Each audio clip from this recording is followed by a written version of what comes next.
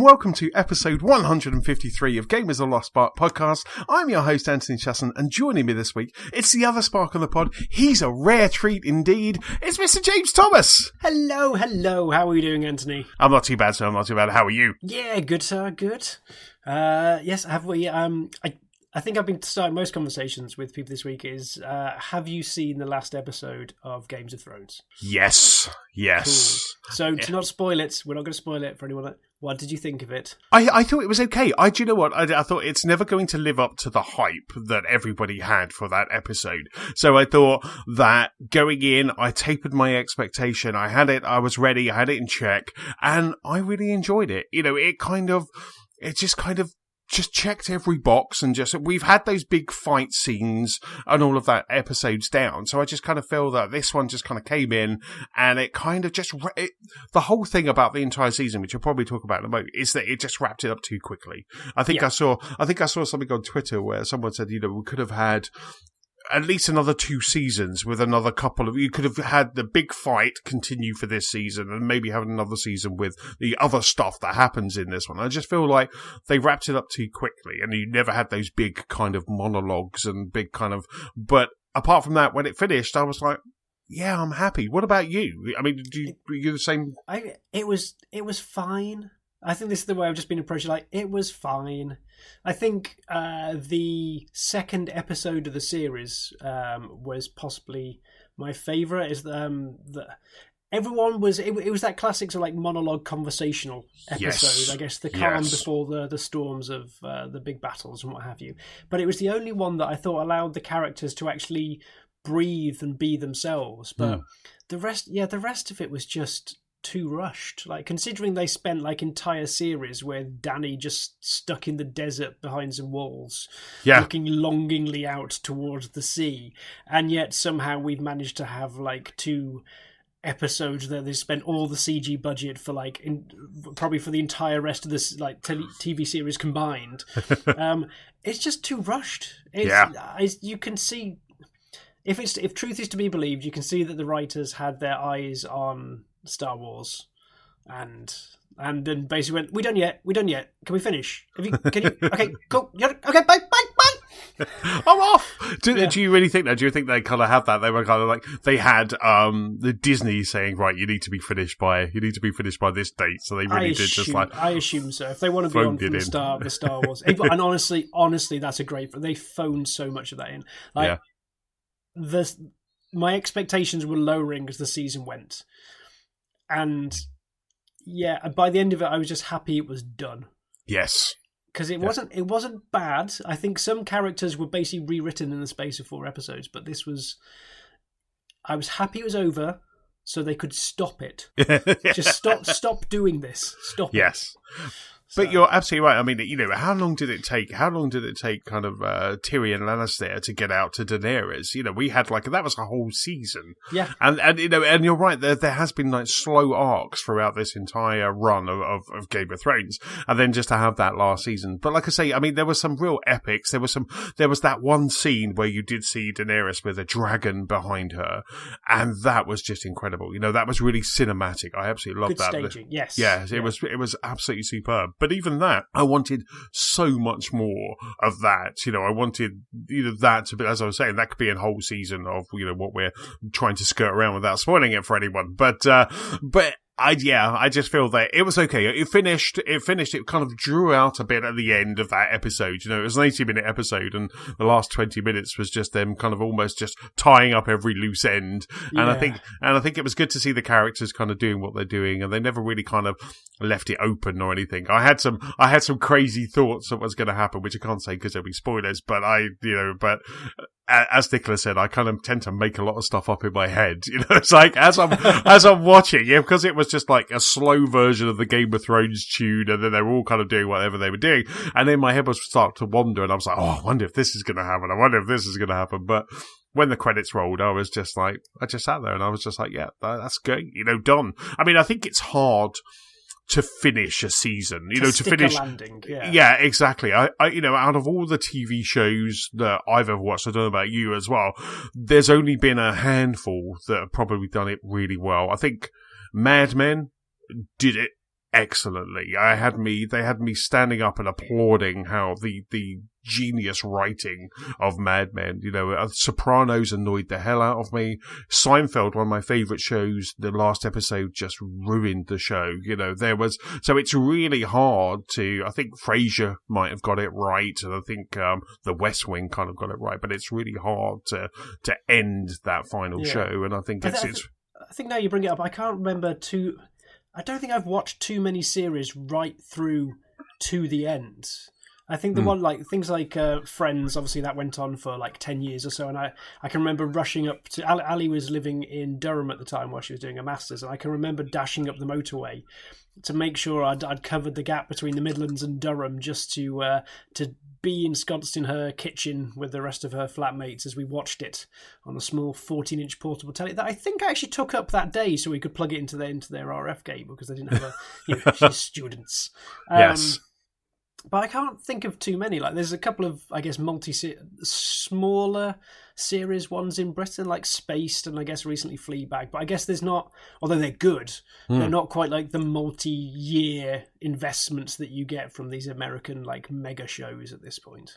Yes, I remember watching... Nicola and I went all the way to the end with Lost, and I remember we were going to San Francisco, and we were watching it on the plane. So Nicola watched the last 2 episodes on my iPad, and then she gave it to me because we only had it on one iPad, and then she then handed it over to me. So she watched the last 2, and then handed it over to me, and then I just sat there, and then all she wanted to say was, "Don't waste your time." It was like, I could have been reading graphic novels then, and she kind of handed it to me, and I was like, shall I watch it? Shall I watch it? She was like, "You got to make your own decision," and then just gave it to me, and I think I watched... Did you not just like crane over and start watching it over her shoulder? I know. That's self-control. I know. I just sat there. I think I may have had it may have been like a DS or graphic novel. I think I was reading a graphic novel because that was it was all before the digital age really kind of kicked in. I think when Lost was finishing. I think we both had iPads. I can remember that. But maybe I was watching something on there. But yeah, no, I just kind of looked away because I didn't want it spoiled. I'm a bit, you know me. I hate kind of spoilers and stuff like that. It drives me crazy. So I just sat there and just didn't look. And I think we were going to watch it together and have it in the middle. But I think I forgot the 2-way plug or something for us to both listen to it. So yeah, but that was terrible. Oh my God, that was terrible. But yeah, it's hard to really kind of nail it. I think, there's some that just leave you kind of happy and you finish and you're like, yeah, that was great. Parks and Rec did that. Parks and Rec was brilliant. Yeah, you were just, the last season of Parks and Rec was awesome because they kind of went forward in time, didn't they? So that was just like... But I thought that was such a great way to end it because they made sure everyone had their own little story and piece of like uniqueness to it. I think there was everyone forged their own path when they announced they were wrapping up. But just the touching nature of that last couple of episodes where they gave everyone they're literally their own goodbyes. Yes. It's like, yes. The heart pang. It's just so good. We've rewatched that lately. We went through the entire kind of run of like 6 seasons or whatever it was for Parks and Rec, and it's so good. It is just so good. So what are you planning to watch now? Now that you are Game of Thrones-less, We're working our way through Brooklyn Nine-Nine. Oh right, okay. So many people have recommended it, and we've never actually got round to watching it. So as soon as we found it appear on Netflix, it's like, okay. And it ticks a lot of boxes for me. The fact it's a 20-minute, 25-minute show.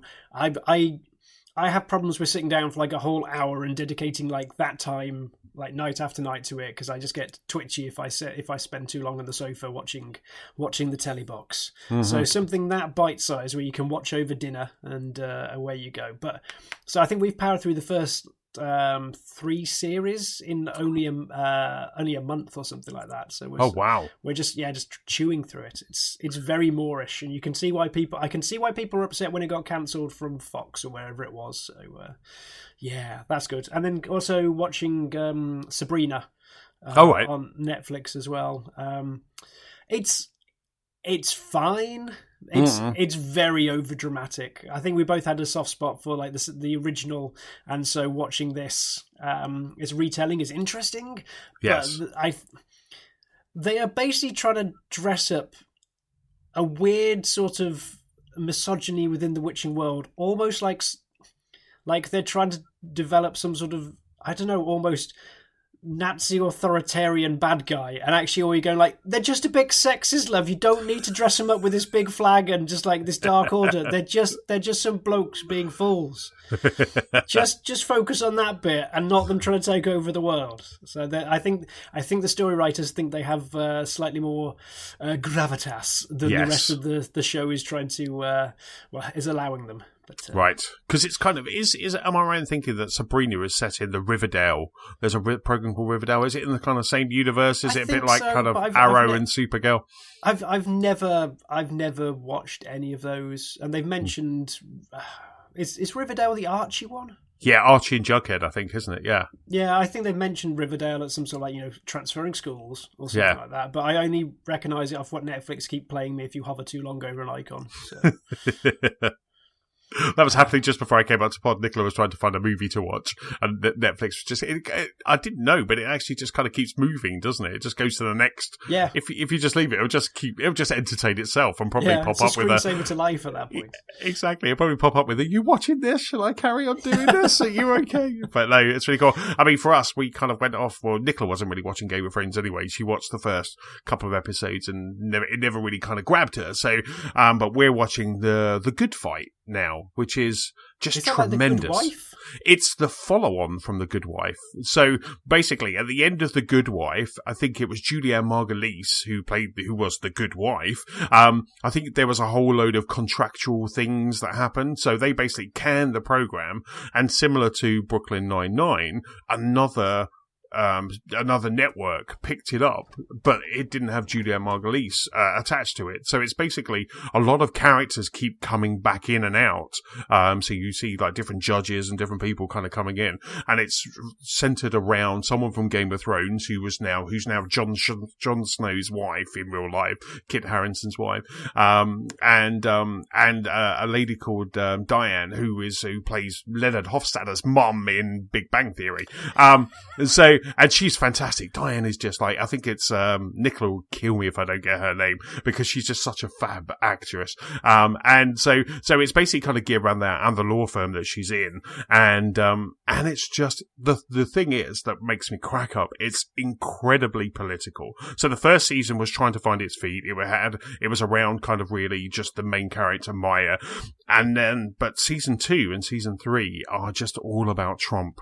It's all about, and they name and shame, but they kind of put it around in their storyline, and it's just really interesting. And my favourite part of the Good Fight is that every episode now, they did it at the end of season 2, but every episode has an animated song by Jonathan Coulton. And Jonathan Coulton is that kind of like gamey, nerdy folk singer who did the Still Alive.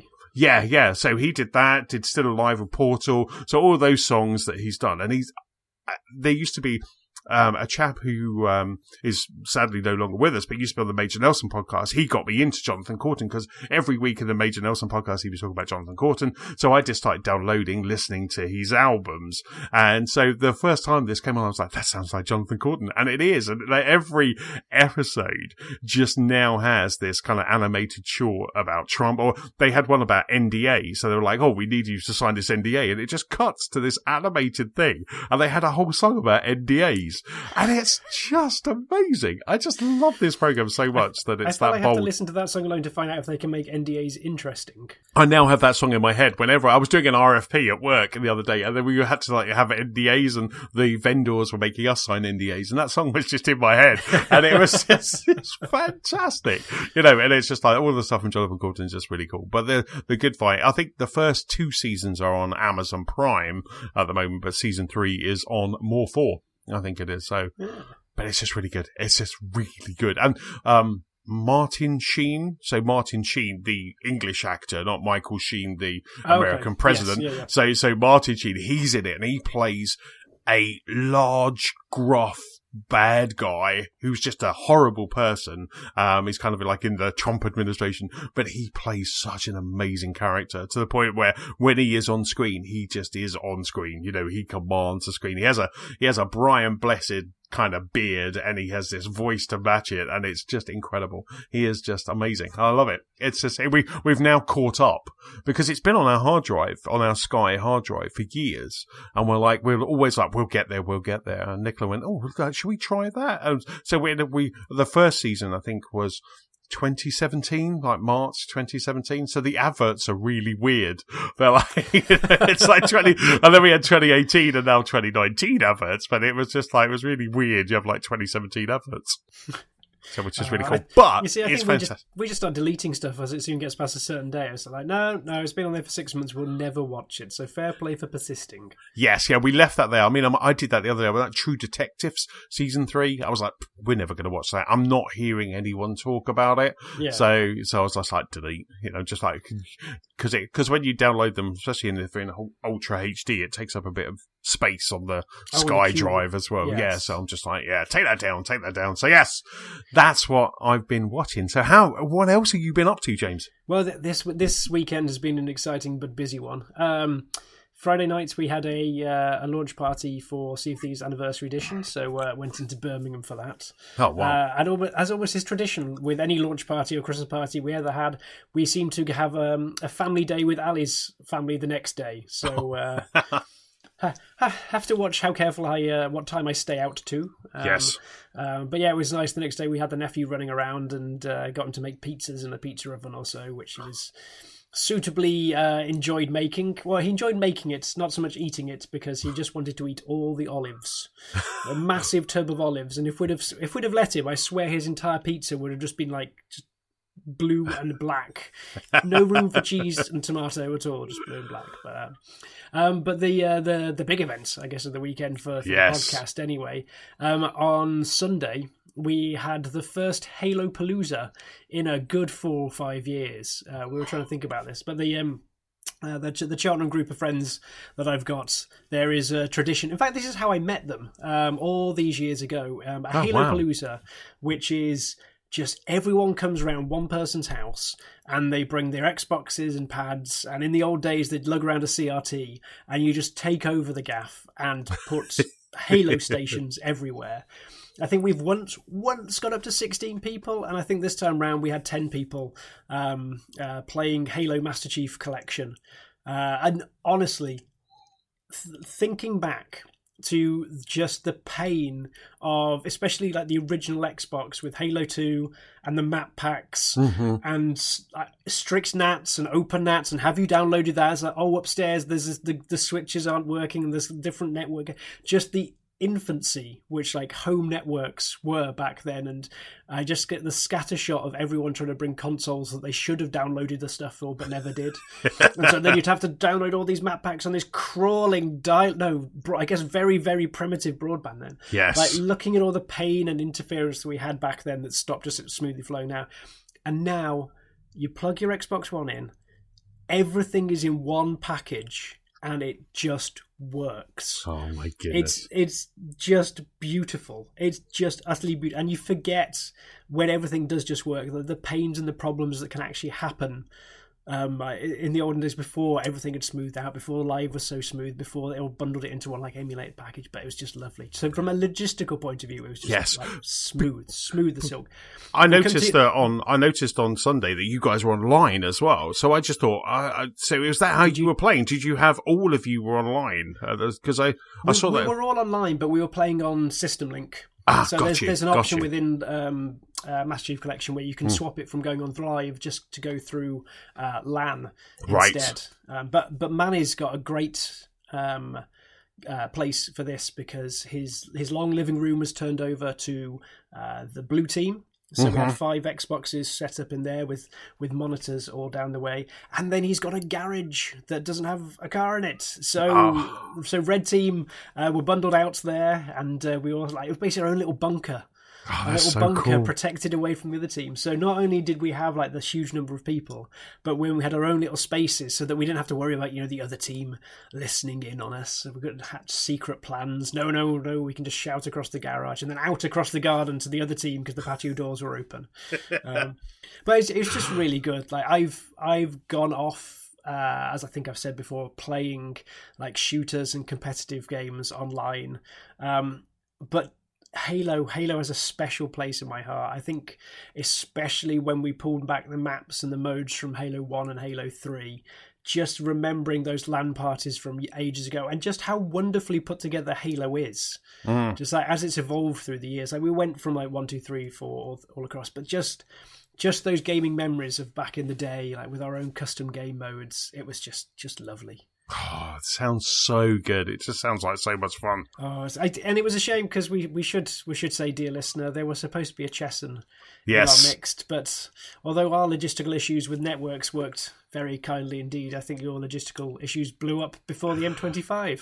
Yes, absolutely. My logistical issues with my old car just let me down. So my car started to shake at 70 miles an hour. So when you get to 70 miles an hour, my steering wheel was just shaking. It was horrible. It was just so I pulled the car over. I thought maybe I had flat tires and everything, and it killed me. It killed me to then because I think it's about 3 hours to Manny's. So I set off quite nice and early because I had to kind of be there for to set up and everything, and because I had a 3-hour journey, and I think I was also going to be leaving at about kind of 6 or 7 as well because I was getting back to have like the Bank Holiday Monday with Nicola, and then I only got I think about kind of half an hour, and then my car just started to shake, and it was at 70. And I tried to kind of drop it down to 60 because I thought I could poodle, I could do this, and I also tried to do the typical man thing of I'll drive through it, it will be fine. So 70 was shaking. 80, I thought my fillings were going to fall out. I don't think I've mentioned on the pod, but I bought a new car, but I've got to wait for it to be released. And I was saying to you just before we started podding, I think my car knows. I think it knows all the measuring we did on the drive. I think it knows that it knows it's going to be going on WeBuyAnyCar.com or go to my brother very soon. And it's just so I had to then creep back to Tunbridge Wells and then make the call that I just wasn't going to make it because I looked at the trains, but even the trains were just all kind of bank holiday trains and replacement buses, and it was just I would just be there. I'd be there now. I'd just be turning up and Manny's go, right, Halo, I've got snacks. I shall have eaten the snacks. So hopefully you guys are going to have another one, and I can, because I'll have my new car, so I'll have no problems next time. There's talk about another one in the summer, so fingers crossed. But, that would be just so cool. I understand that you need healthier snacks, though. It looked when I saw the pictures of all of the pizza boxes and all the cans of Coke, it was just I'll bring hummus. I'll bring hummus in the summer. See, my staple used to be grapes and tiger bread, but I thought I'd go back old school. Although I said that, I just basically took a jar of cake. There's a new bakery that's opened up around the corner, and one of the things they were selling at the weekend was a jam jar. Yeah, that, like in alternating layers, was this icing cake. So I was there at one point in Palooza just with a teaspoon, just eating that. So health goes out the window for a Palooza. But, that sounds amazing. Oh, it was very good. Did they bake it? Did they make it in there, or did they kind of like squish layers down, or did they? They couldn't have made it if there was icing. They arrange it in there afterwards. My! It's like a ship in a bottle, but just delicious. Yes. So in Halo Palooza, which I got home and I was very grumpy. I was very grumpy all day. Did Nicola just somebody's like, what are you doing here? Yeah, why are you so grumpy? Threw your pad down and just like slumped, cross-armed, sulking into the chair. It was so funny because I had Palette Swap Ninja in my head, kind of the Halo song, which I was just kind of, I had that already. Even in my head, it's so sad I was even planning that when I got to the service station, which is just before you go onto the what's that? It's the M1. No, it's not the M1, is it? It's the one that goes to Birmingham. The M40. Before you get there, there's a really cool service station that we like to stop at before we go to the Cotswolds. I was even going to go there, and I was going to get them to put Halo on my cop, and I was just like, I was all ready. I had the whole Jump 117.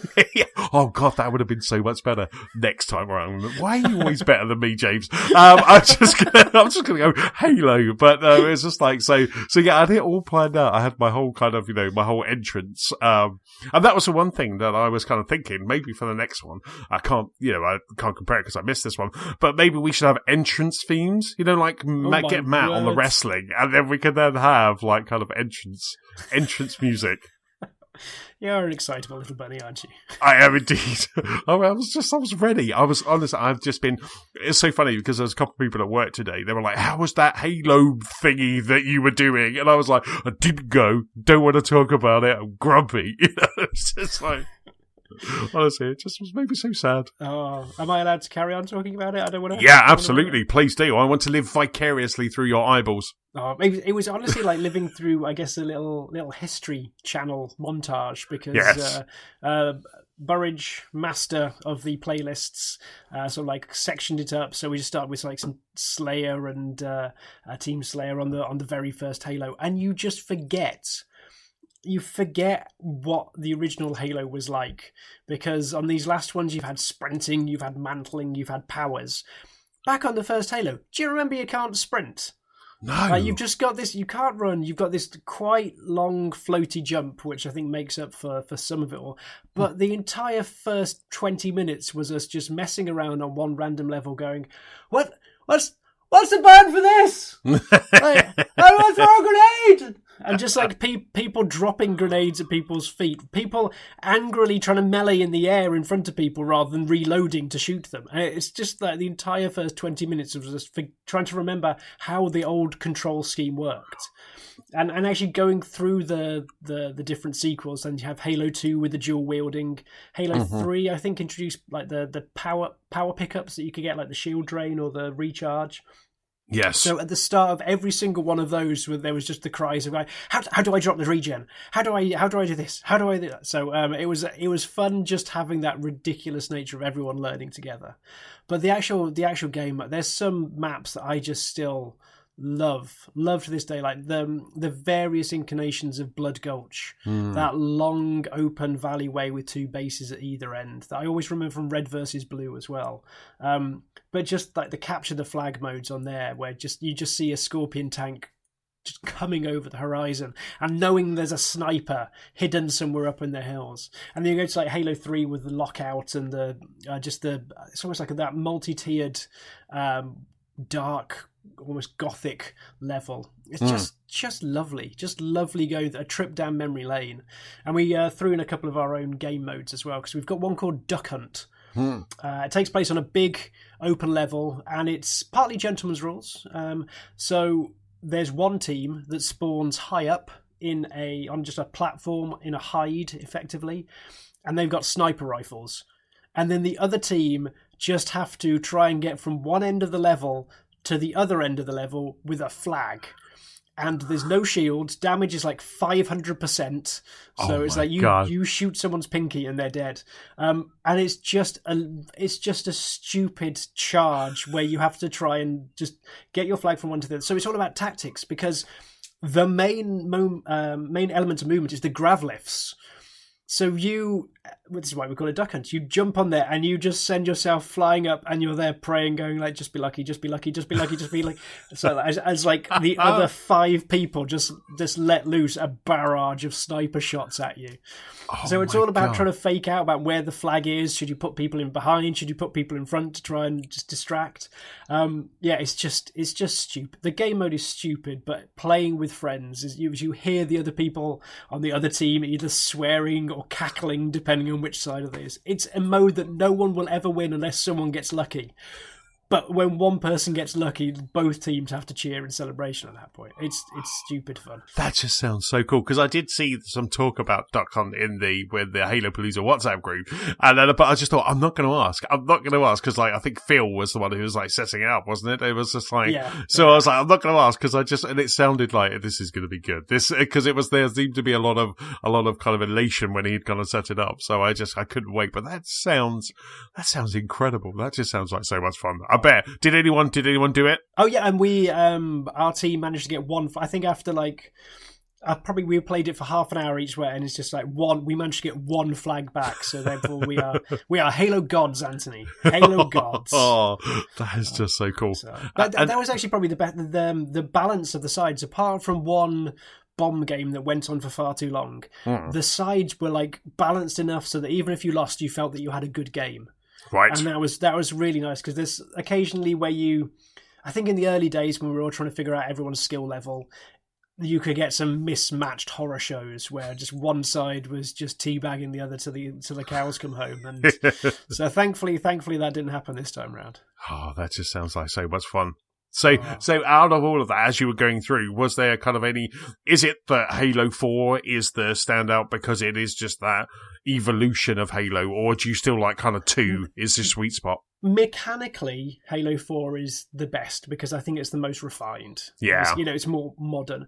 But Halo 3 for me is just the sweet spots. I got a lot of... I can remember on Ghoulies, like we used to play Halo 1 way into the night to the point where some of the designers would get very angry at us and shout at us, just go home! But Halo 3, just for, I think, the amount of customization you could do with the Forge, with the amount of standout, just standard maps they had between the campaign, the controls, and I think just in general where I was in loving the Halo lore at that point, I think it just all comes together that Halo 3 is just will never be beaten in my mind. Yes. That's just so good. That's it. And it's so great, as you were saying, having the Master Chief Collection with it all just there. So you didn't have to worry about discs. It's with Game Pass, it's just, it should be on everyone's hard drive, it's just so easy, isn't it? Like you're saying, logistically, it's just so good. Did you, I guess you probably didn't go into like anything like Firefight or anything like that. It was just it's just competitive stuff. Yes. That's so good. I'm gonna go and play again after this. I could see Halo suddenly be resurgence, kind of when suddenly start playing it again. But it's always good fun, It's always good fun to just kind of stick on anything. I think we've had a couple of sessions, haven't we, like Halo 5, I think, when there was a whole load of swearing happening of that. Was it Halo 5 that had maybe like a firefight mode or something like that? I think 3, 4 and 5, or was it ODST? ODST Reach, had one. And ODST and Reach onwards had the firefight modes, They're just good fun. They're like Horde, aren't they, really, with kind of Gears of War, so which is... Yeah. But it's just but better. So what else, apart from that awesomeness, that is Halopalooza, what else have you been up to? Well, when the numbers thinned on Sunday, we did switch tact because friend of the show, Matt, has been playing a lot of Rocket League recently. Oh, right, and right. He just whetted my appetite by saying how he had been playing it. And so when there was 4 of us left, we thought, we've been playing Halo for like 9 hours at this point in time. Maybe we could try something else. And so, we sort of slipped on Rocket League. And then Rocket League for me is an amazing game just because it's simplicity executed tremendously well. It's got that raw mechanic where you can just pick up a controller, know nothing about Rocket League, drive around the arena and get the concept. You have to try and get the ball in the goal. Very simple concept. But then it's the layers of, I think, skill that really give it. The more you put in, the more you get out by feeling, first of all, it's like doing the front flips. You feel like a god. And then driving up the walls and jumping off and then just being a goalkeeper. It's just the more that you know, the more that you can put in, just like the deeper the experience goes. And so when you've got 4 of you around again, like the power of just having 4 people in the same room playing the same game, just working as a team was just grand. Whether it's like Rocket League or FIFA, I love that element where you can all play on the same team to try and get that sporting reward. There's that freestyle moment in Rocket League where the goalkeeper makes a great save, your goalkeeper makes a great save, but it's pushed them out, spiraled them back, and there's that cooperative nature of like someone shouting I'm in, just like that rotating of goals, that ability to put on tactics, someone hanging back midfield to clear up while 2 people are up front scrapping. It's that connection and energy that you get from being in the same room that I don't think you can get from just playing with randoms. You can still have a good game online, but just that ability to just, I don't know, bond and just have this really nice experience. And I think Matt is a good player and he's been practicing a lot recently, but me, Breeden and Manny still managed to hold our own and actually had some good games, some really close games as well. So, I'd prefer to lose 1-0 than actually win 7-0 in some respects, because it's you've got a contest at that point. But it just, even after all these years, because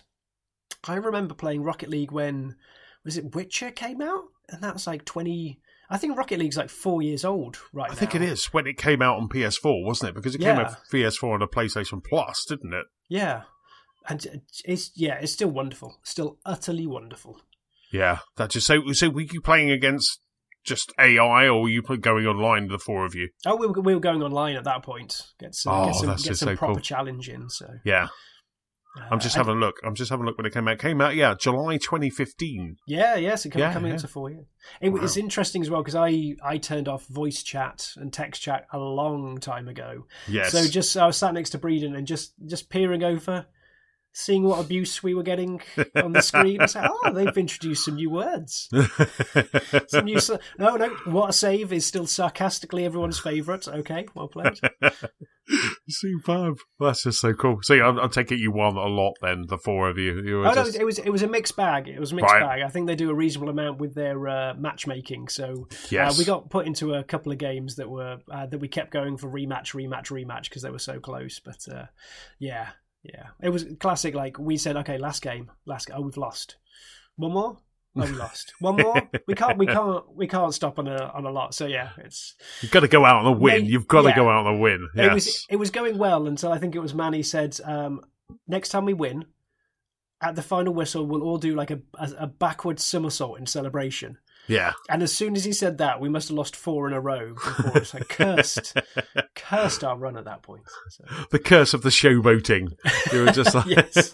But it sounds like such a great day. It just sounds like such a great day to just kind of like hang out, play video games, enjoy 2 really amazing video games. Yes. The Rocket League especially was a nice bonus to finish the day off with. That must be a tradition now that when the numbers dwindle, the Rocket League comes out. Yes, as you got down to that number, the amuse-bouche at that point in time, just cleansing the palate. Yes. Superb, excellent stuff. So I guess we really should, jump into what else you've been playing. Well, I've been sticking with the modern games after 4-year-old Rocket League and umpteen-year-old Master Chiefs. I've carried on this with. Honest, I went through a phase a while ago. Like, do you know what I want to play? Banjo Kazooie Nuts and Bolts. Such a good game. And I almost said to you, like, I can't come on this week. All I've been playing is 10-year-old Rare games. I feel like a corporate shell at this point. But honestly, nothing out there in modern releases of recent, like Rage didn't get me, Mortal Kombat didn't get me, Days Gone didn't get me. So I just thought, what haven't I played for a while? And I really enjoyed Banjo Nuts and Bolts at the time. That was one of my favourite games of the year, and it's still the game that I wish I'd worked on out of all the ones that I've been around but not got my name on the credits. And I just really enjoyed this Lego come Minecraft before Minecraft vehicle game where you could just make bizarre combinations. So for people who don't know Banjo Kazooie Nuts and Bolts, it is a banjo game in the sense there's the bear and the bird, but the platforming has been replaced with vehicles so that your skill is having to put together an interesting contraption to beat a series of challenges.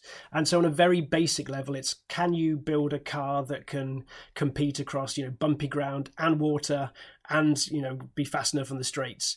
But the real ones that I enjoy were later on where you have to like, right, here are a load of dominoes. You have to knock down as many as you can, and you have one chance to hit one domino. What can you do? Do you want to build a vehicle that sits in the centre of them all and then just explodes out? Do you want to create a really wide car that just basically tries to push as many as possible at once? Do you want to create a plane that drops a boulder swiftly from the skies and just scatters them as if you were going bowling? And it's that level of interpretation of what the challenge needs is what really hooked me. And I just went from beginning to end. I think it was like the last bank holiday weekend, so maybe the start of May. And I swear I must have just spent the entire weekend while Ali was out and about or doing stuff around the house, just unlocking more and more bricks. Because it was just so Moorish. You get a selection of bricks for your cars to begin with, and then the more challenges you do, the more things you can get. So be it bigger engines or novelty pieces like almost like lasers between 2 bricks that will hold them but allow them to spin, which meant I could try and make a trebuchet by creating this massive stanchion, putting the laser fixings between them and then creating this dropping hammer in between that then attached jets to that would fire something up and then catapult them out the far end. It didn't quite come to plan, but I think I just need more jets. But yes, it's that. I made Thunderbird 2. I made a Thunder Tank. And just silly things like this. It's just really good. I really love that creativity that you can put in towards that game, because you are rewarded when the madness pays off. I remember the first time I played Nuts and Bolts, where I think one of the very early puzzles is that you need to get an egg into the middle of a volcano to hatch it. So, and I just remember that just because at that point, I think you're still probably applying, I was probably still applying the old school logic of Banjo. This is a Banjo game, so I need to do this. And then it kind of almost started to just click at that point. And I remember I made a plane, but then I had a ginormous tray. And then it was just kind of side, and it was just at that point, I think there was a huge light bulb, which I probably made as well. But there was just a huge light bulb that went off that was just like, you can pretty much do anything in this game. I used to love the blueprint room. So there was that room where you could test out your creations. Yes. And also my nephews as well. You know, they absolutely love. They used to make some stuff. They was like, that's never going to get off the ground. But it did. You know, it did. They had enough on it. And it was just so much fun. And I think at that point as well, you could share blueprints as well. So you could share blueprints. So there's probably an achievement for sharing blueprints. But I remember kind of like sharing blueprints around that as well. But that first kind of egg tray that I did was just, this was amazing. And at that point, that was it. I was just sold on that game. It clicked. Yes. It really did. And then there's just so much to it, because there's not only that, there's speed runs as well, isn't there? There's lots of Trophy Thomases that you need to kind of get hold of, named after anyone in particular. That's where my run sort of ground to halt, seeing the insane levels that I'd have to. I think the one that stumped me is, I think it's on the first level, I have to protect Mr. Fit, the aardvark, who's going on a run from enemies that try and attack him. And I haven't figured out the right solution for it, because my first one was, well, I'm just going to try and like hover around. I've got a helicopter that I'll just try and attack as things come by. Then I loaded it with homing missiles later on to attack anything that came from afar. That didn't work.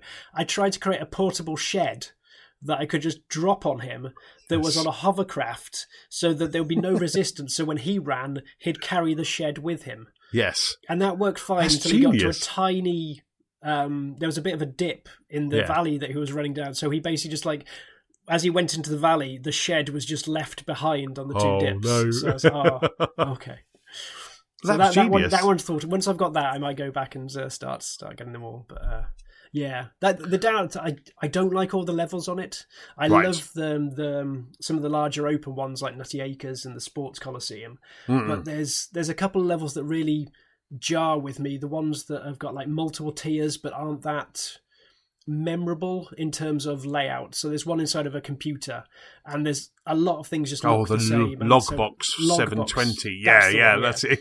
Yes. And there's part of it that's just frustrating, that if you need to navigate around at speed, there's no necessarily like memorable or notable landmarks compared to, you know, like the outdoor with a volcano or the sea or a big green hill. So some of the levels let it down for me, but it's the challenges that push through. Yes, that's superb. Has it been enhanced for like Xbox One X, or is it just looks amazing? Because I remember firing it up recently and it looked incredible. I don't think it's been enhanced. I know we did stuff for, well, we got it working when we were doing replay, but I don't think it's been X enhanced. But I think just the general more oomph of the console, it runs smooth, and I don't know if it runs at 60. I'm yet to check to that level, but it's very, very nice and smooth and shiny. Yeah, it's just absolutely, like I say, I think there's that first level where it always looks all stitched together. Yeah. You know, you've got kind of rolling hills with the cows and stuff. It just looks incredible. Those they're so good. I think, was there a challenge where you had to run them over? I think there might have been. There could have been. Or maybe I just did that anyway. It was just like, I'm going to run them all over. I don't want to go and play Banjo. It's funny, actually, because Nicola at the weekend was trying to figure out what to play next, and she was going through a load of games that what should I play? She was kind of a bit stock for the next game to play. She's playing one of the ones you've been playing, which we'll get to in a moment, but she's kind of a bit stuck for a big console game. And I was like, just play Banjo again. And she's like, I can do that. So yeah, I think that might have to go back on at the weekend. Oh, you can just try challenges one after another. And I guess, Trophy Thomas is going to be her 3 stars on that one too. Yes. Oh God. Yeah. I remember when she was playing it before, I think she got a lot more kind of stars than I did, because you unlock different worlds as well, don't you, based on stars cars and things like that. So, I'm probably bare minimum. That should be my that should be my bare minimum. That is just you're walking around with some wooden wheels and some pedals, and then Nicola's there pulling up in an F1 car next to you. Yeah, superb. What else have you been playing, James? I want to get to the next one. On the rare theme of a decade ago, I started Viva Piñata Trouble in Paradise again. Woohoo! And yeah, I played a bit this a couple of years ago, so I was delighted to find I still had a garden from when I was about level 50 or so. So I got the main bulk of the tutorial stuff out the way, sort of free flowing, but you load it up and you sit there going like, what was I doing? And there's just things being eaten, substance being hunted over there. There's fruit rotting. Why is that piñata ill?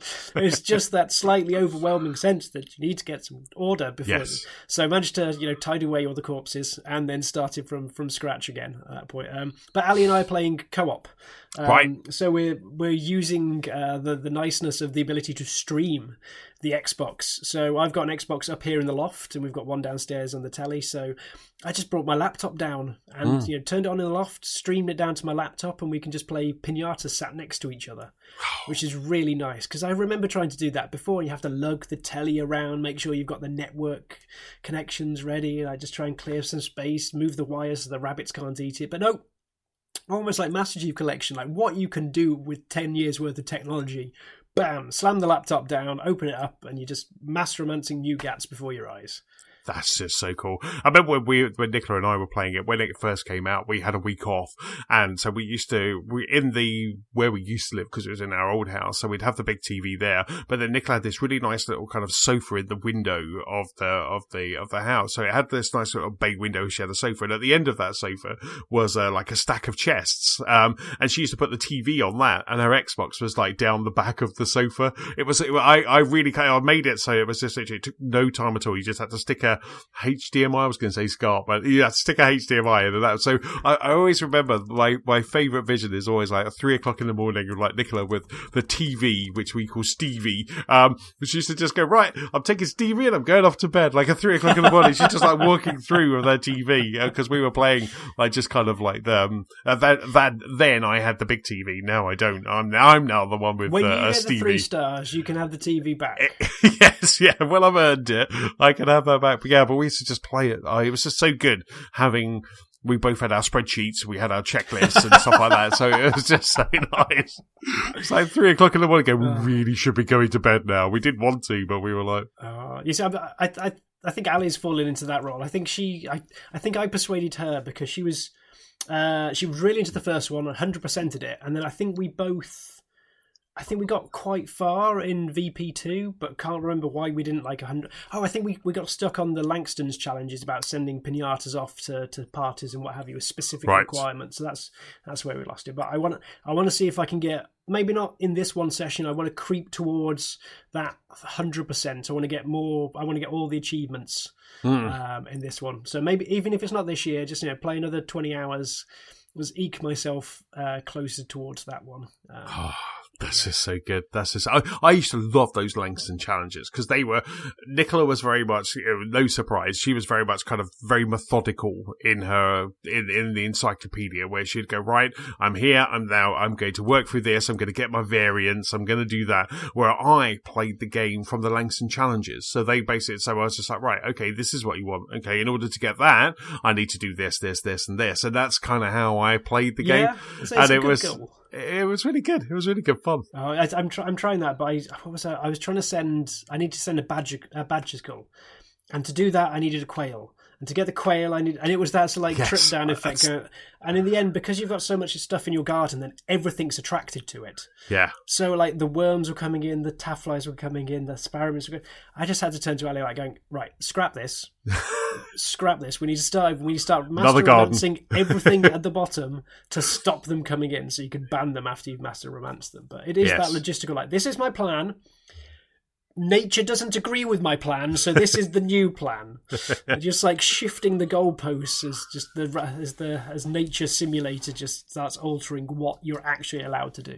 Yes. And just I remember having different gardens, for different, there was the Arctic garden, there was the desert garden, just having all of those because Langston wanted a caramel, so you then have to go there and do that. there would be days when I go, right, I'm going to just do Arctic ones now, or I just want to get there. And it was just, and you're right, that whole evolution of what you need to start off with in order to get where you're going, and used to then kind of go off and hunt, send out that, who was it? Who does the hunting? The scary lady with the extra arms. Yes. And then just send her off hunting for it. And it was just, I have, and I will do even more so. Just spend days playing that game. I just absolutely love it. And that's it. And that's the one thing that I've always loved about Viva Piñata is that from the box, it looks simple, but it's actually one of the most complex games that I've ever played, but the most enjoyable game I've ever played. It's the parts, isn't it? It is. Oh. You can't just go, right, I'm going to get the tartridge. It's like, no. Yeah. You're going to have a tartridge, then this thing's going to try and come and eat it. So you're going to have to fend that off. But meanwhile, this thing's going to come and eat it. But you want to send it to a thing, but then these things are taking up your... I remember trying to get Fizzly Bears because I used to have one that was just kind of walking around the edge, and every now and then, and when it was like the first sighting of a Fizzly Bear, I lost in TIP. I just lost it. Nicola was like, "Oh, it's came in. Oh, I've got a resident Fizzly Bear." I'm like, "How?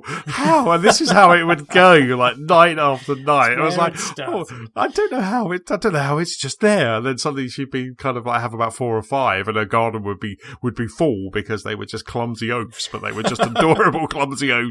I just love them so much, and I remember just working really hard to get those into my garden, and it was just the sense of achievement and elation when you did land the piñata that you wanted. When you first see them in the background and they're black and white, that is just, it's almost like seeing something out in the wild. You have that loss of breath, you have that excitement, you go, right, what do I need? And then the panic that you need to make sure all of the requirements are there and ready and to go. And it's just so much fun. I think we had that last night with the Badgical. We were both there, so like on the sofa, holding hands, going like, it's in. You turn into Springwatch. Don't put your person near it. You might scare it. Yeah. You're like Michaela Strachan and Terry Nutkin or whoever the other guy is, and you're just like talking really in hushed tones. It's quite funny actually. A guy that Nicola works with, he broached the subject the other day. He was like, "I'm thinking about getting an Xbox for me and my son. What should I do?" I was like, just get an Xbox, just sign up to Game Pass. That's all you need. That's all you need. And the first game that you should play is Viva Piñata TO. And I just kept sending her Viva Piñata TIP. Just, you've got to play this. This should be the first game you play. But I think I've said it on the pod before as well. For someone like that who hasn't played a 360, so this guy never played the 360 era, now suddenly gets an Xbox with Game Pass. Your mind would just explode. It was just, there's so much goodness, but he needs to start with the proper game first. If he's got a 5-year-old that he's trying to get into gaming, Lego games and Viva Piñata, that's all you need, and both of those are available on Game Pass. Yeah, it's good looking back at this end of the generation, going to see the wealth of that between that and Back Compat. Yeah. Yes. Oh, it's just so good. So. How big is your garden at the moment? Have you leveled up? What level are you guys now? You and Ali are both doing separate gardens? Oh no, we're both in the same garden. You're in the same garden. See, Nicola wouldn't allow me in hers. No shocker. And Ali is, while she gets back used to the ropes, it's she's coming on as my, is there equivalent of a sous chef in the garden? So she's helping me just like master romance butterflies at the moment, the flutterscotches. So yes, starting her there, training her up, and then I'll let her get onto the the 4-legged creatures. And yes, I just want to play that game now. Next time we're online, we'll fire you an invite and see if you want to jump in. You should. Did I ever tell you that my nephew Will, when he was playing, I think it might have been, no, it was TIP. I think he was playing that because the entire family was playing it, and we sent him a box, and then he opened the box, and it was just, I think it had something that just basically just destroyed his garden. Maybe did you send him a weed bomb? We did, and we just was like. It was just everywhere. And I think at that point, Will's 19 now, but I think at that point he must have been about 10 or 11. It was just, we were so good. That's what our uncle and aunts do. It's just like, I'm never opening a package from you. I'm like, there you go, James. It's got something really lovely in it. But it was just so cool. It was just so cool. No, we need to have regular updates on how's your crocheting going as well. I saw that you did have a really awesome Goomba at the weekend. Oh yeah.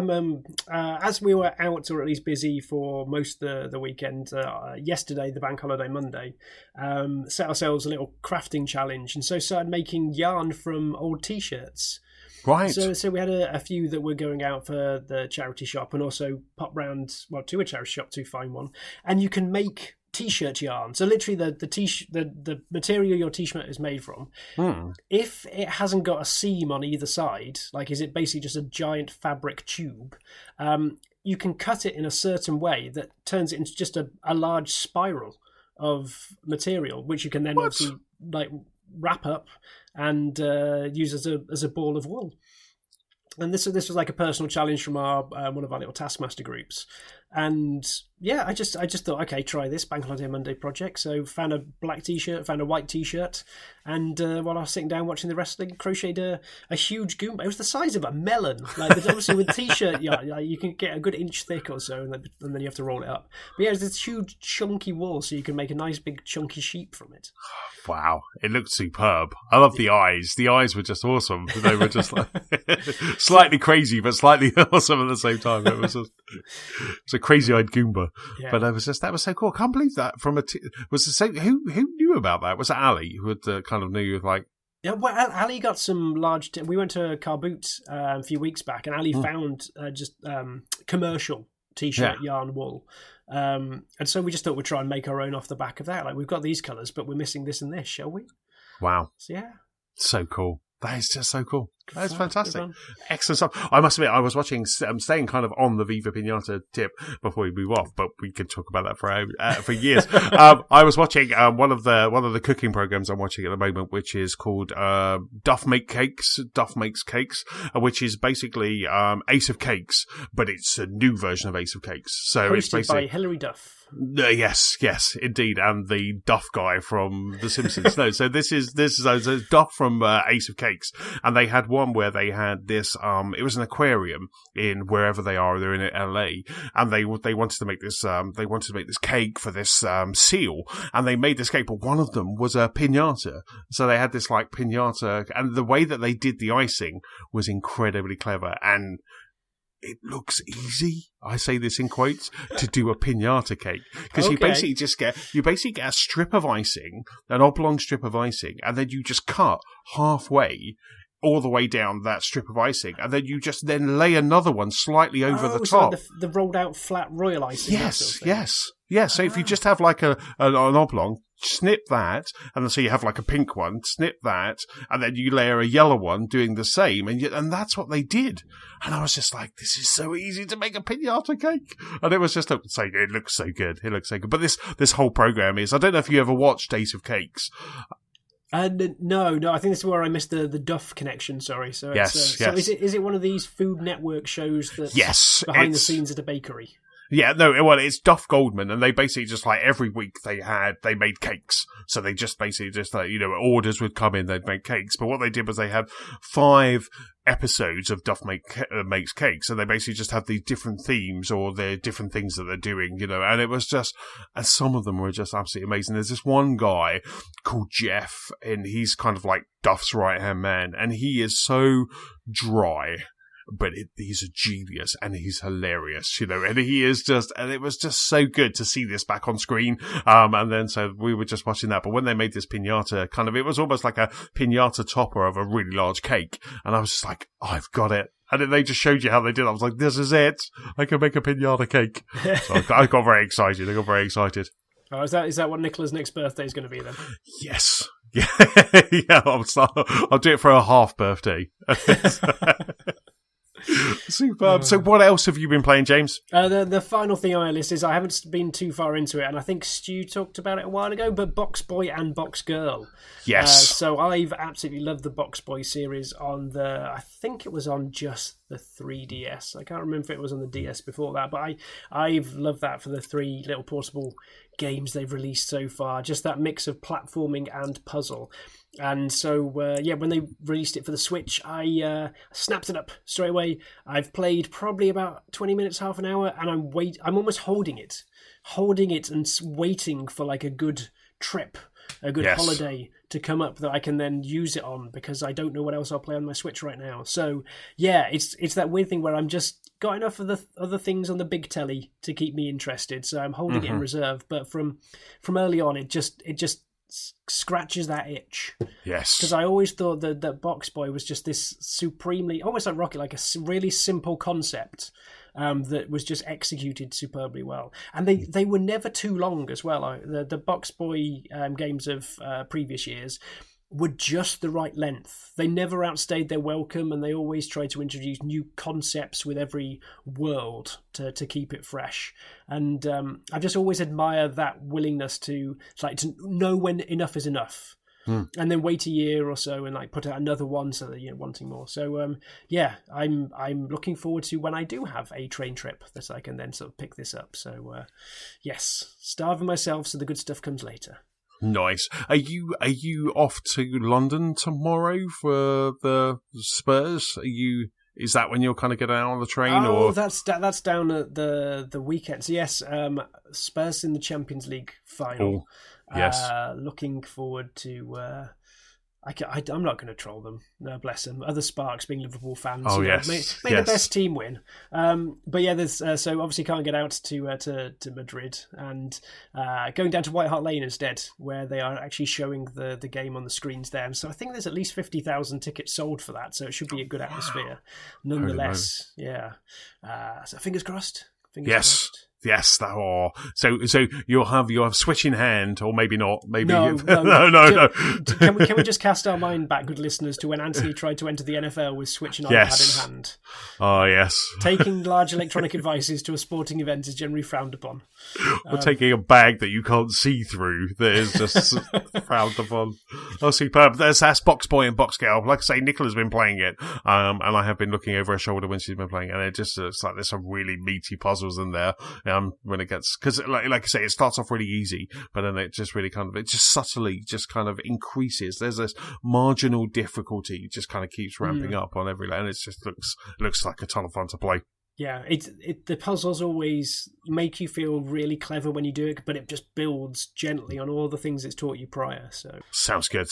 For me, I last week, it's funny. Last week, on Tuesday, I got an Oculus Quest. So Oculus Quest turned up. So I'm double dabbling in VR, because I like VR. I enjoy playing it, as we've spoke about many times on this pod.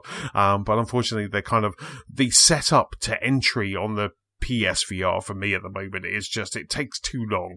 It takes too long to a point where I will be fed up, and I'm just like, no, because I've got to move stuff around. Everything's kind of nice and neatly packed in my cabinet. So by the time I kind of get all the cables, I'm almost bored. So I don't do that. So I bought myself an Oculus Quest. When I saw that this was wireless, that ticked all of my kind of new gadget, new shiny boxes. I was like, I need to try this out. I need to try what a wireless VR headset was like. So I got Oculus Quest.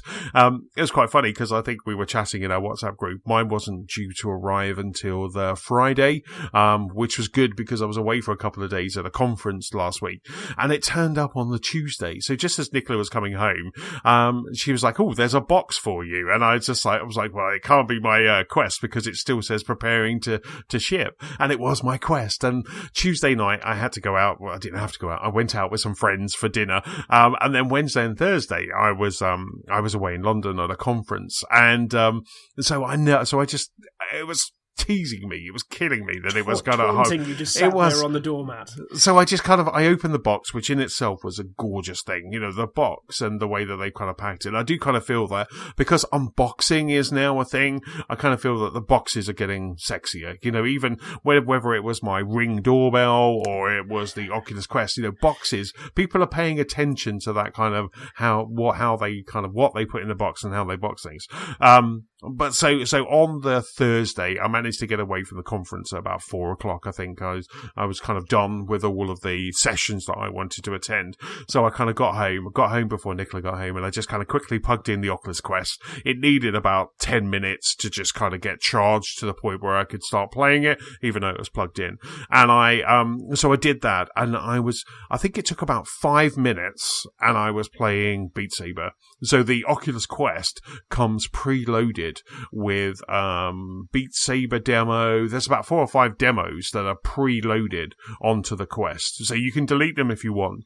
But so I just kind of went in while it was charging. I went into the Oculus app on my phone, which was fantastic. So you just basically log into the Oculus app, you pair it. It shows a little number on the Oculus Quest, and then you just enter that number into your phone, and then you have paired, and that's it. You've now paired that device. I went into the store, bought Beat Saber, bought Robo Recall, bought the Darth Vader Immortal, Super Hot. We got given a code for Super Hot, so I just kind of went mad on the store, and within 5 minutes, I was just up and running and playing Beat Saber, and it was just fantastic. That's really good, because I always remember the setup woes that you and Darren had with like the first wave of VR, just either like the complexity of just actually getting everything installed, the number of wires, or just the lighthouses that had to go around the room. So to see that's all been streamlined to such a degree, this makes it tempting again.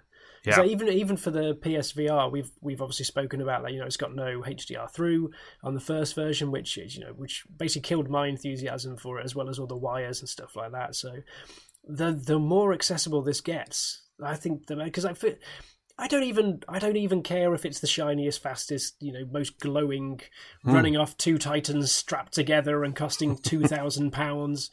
I will pay more money for the convenience rather than the shiny at this point in time. So you can just pull it out of a cupboard, pop it on, and you can get the full VR experience, or at least a good VR experience. I mean, it was fantastic. So I basically just got it out, put the headset on. It's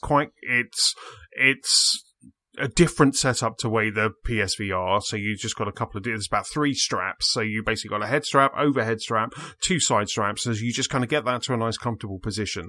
And then it just sets up this guardian area, I think it's called. So it basically says, is this the floor? And it tries to gauge where the floor is. And it was about a foot too high. So all I did was take my controllers. I just knelt down, took my controllers, went, no, this is the floor. And then you just get to then freeformly draw an area around you. So at this point, you can see through the Oculus Quest. So it's a camera. So you can basically see through a black and white image of your surroundings. And then you basically just draw. So I just drew around all the furniture and said, this is my guardian area. And then what happens is, whatever game you're playing, or whether you're just in the main area, if you go outside of the guardian area, it comes up with like a green grid. So you know that you're breaking some, like, right, I don't want to go anywhere near the TV. I don't want to go anywhere near there. And I just with one of the controllers just drew this kind of weird shape, and I was like, that's my guardian area. And then that was it, and then you're ready to go. And then Beat Saber. And then one of the coolest things about it is it just plays music without having headphones on. So music is just, so I was playing Beat Saber, turned it up to about 8, and it had a really nice sound to it. Now, so it's like, when you say not headphones, but it's like a speaker within the band that goes round you. Yes, but you cannot see it. And it when Nicola was playing it later, it's louder in your head and where you're playing it than it is outside. Obviously, when she turned it up to 10, you could hear it. But when you have about 8 or 7, it's kind of louder in your sphere than it is outside, which just was bonkers. So playing Beat Saber, it's all about really kind of getting in time to that beat and the bass. And Manny was saying, oh, you got to listen to it with the headphones. And you do, because it sounds amazing. But actually just to jump around the way that I play Beat Saber now, because this is the first time I've ever played it, because I haven't got the VR out, the PlayStation VR, the way that I play it, just kind of jumping around, it's better without headphones, because I'm getting a sweat on and I'm just kind of doing it, and it just sounds fantastic. So I was playing Robo Recall, I was playing the Darth Vader game, and just with no headphones at all. and it was just playing really well. That's cool. 'Cause I've often done. These headphones that I'm wearing now, these are open for the reason that I like being in the room with the game, but also in the room, like if Ali's wandering around, like I don't want to be so locked out of the game that I, have to. It's more of an inconvenience I find to pause it, cock the headphone and go, what, hey, who, what? So I will take the hit on, being able to hear rabbits being told off in the background just for that it just fits better. So the fact they built that into the strap, the headset, that sounds cool. And it's really good. And so jumped into Beat Saber playing that, and then it was really funny because as I have done with other VR, the first thing you want to do is just it's like Nicola, try this, gotta have a go. And so she was like, oh, okay, and then I put it on. I think half an hour later I got it back. I think it needed charging at that point. So because Nicola just absolutely loved Beat Saber. So the game that I've played most since I got the Oculus Quest and since I set it up on Thursday, it's been Beat Saber. It's such a fantastic game. And even yesterday, so we were doing a bit of DIY, and so Nicola was doing the cutting in and I was ready to do the rolling of the paint, and she just said, look, go away while I'm doing this, and I'll call you if I need you.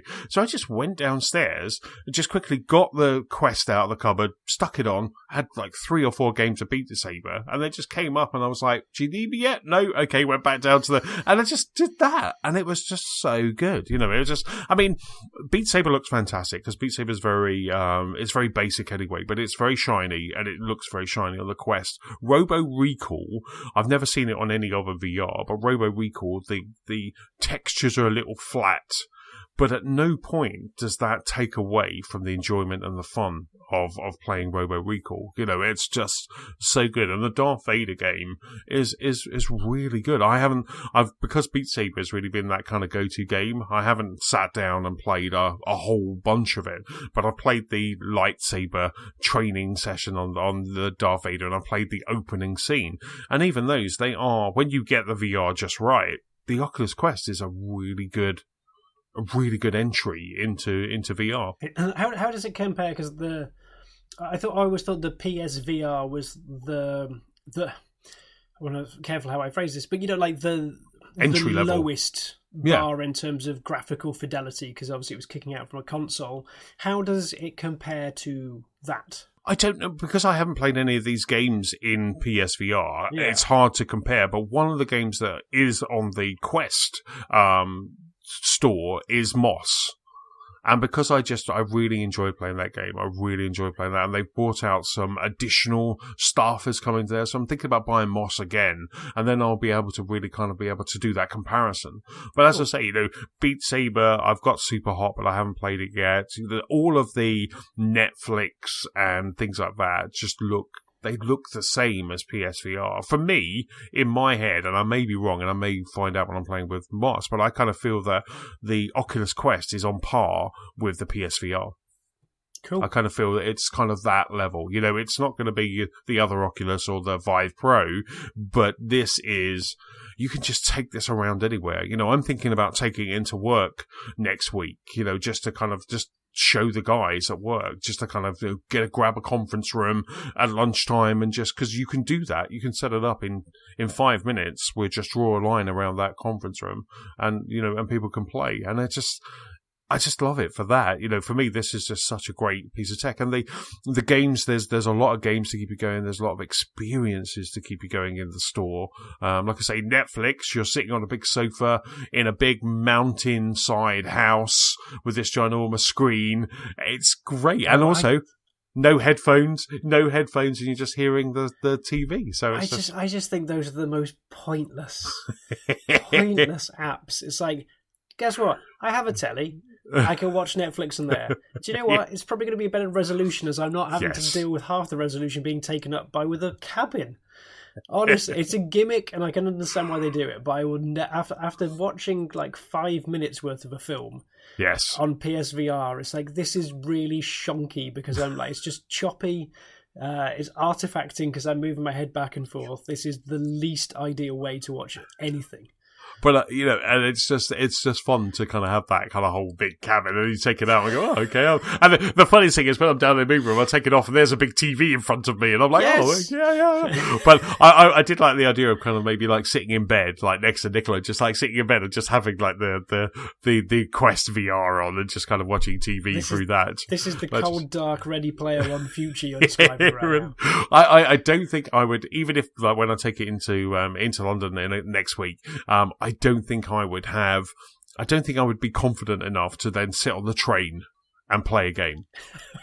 Unless you were hugging all your personal belongings. yeah. Constantly just checking every pocket. But I was just like, I don't think I've got the confidence to kind of have like get out on the train, but I just, like I say, I can't wait to kind of see what the team in London, and I'm popping up to Manchester as well. I might take it up to there as well, just to kind of like, just because that's it. You can now just kind of say, kind of have a go. But it's fantastic. I absolutely love it. It's a really good entry. It's a really good store. It's a really good interface. And like I say, Nicola is absolutely loving Beat Saber. And for me, Beat Saber is it's such a great game. I know I'm late to it. But it was just the fact that I bought it for my nephew for Christmas, but I was going to buy it for myself on the PSVR. But it's just the case that I just never got the PSVR out, and now I can't stop playing Beat Saber. I can't do it. I had a couple of goes with the friends on a Vive that they took into work. Yeah. And I had to take it in two different sets. I played one go and I went, no, my brain. I can do VR. There's something about the fact you have to not only hit the sticks, or hit the blocks as they come by with your not lightsabers, and then laser swords. They've got directions on them as well, isn't it? So it's not just it's almost like, okay, I've figured out half of this puzzle. I have to hit these in time, but then you're telling me I have to do this in a direction as well. So I guess there's a nice level of complexity when you have to figure out which way to sway, but I just couldn't process them quick enough the first couple of times I did it. Yes, there's one level that I've got, because there's a campaign and just a time attack almost, or a high score mode. But in the campaign, there's one level where the directions disappear. So just as it's about to get close to where you should be hitting it, the directions disappear. So your eyes have to be almost 3 rows back. Oof.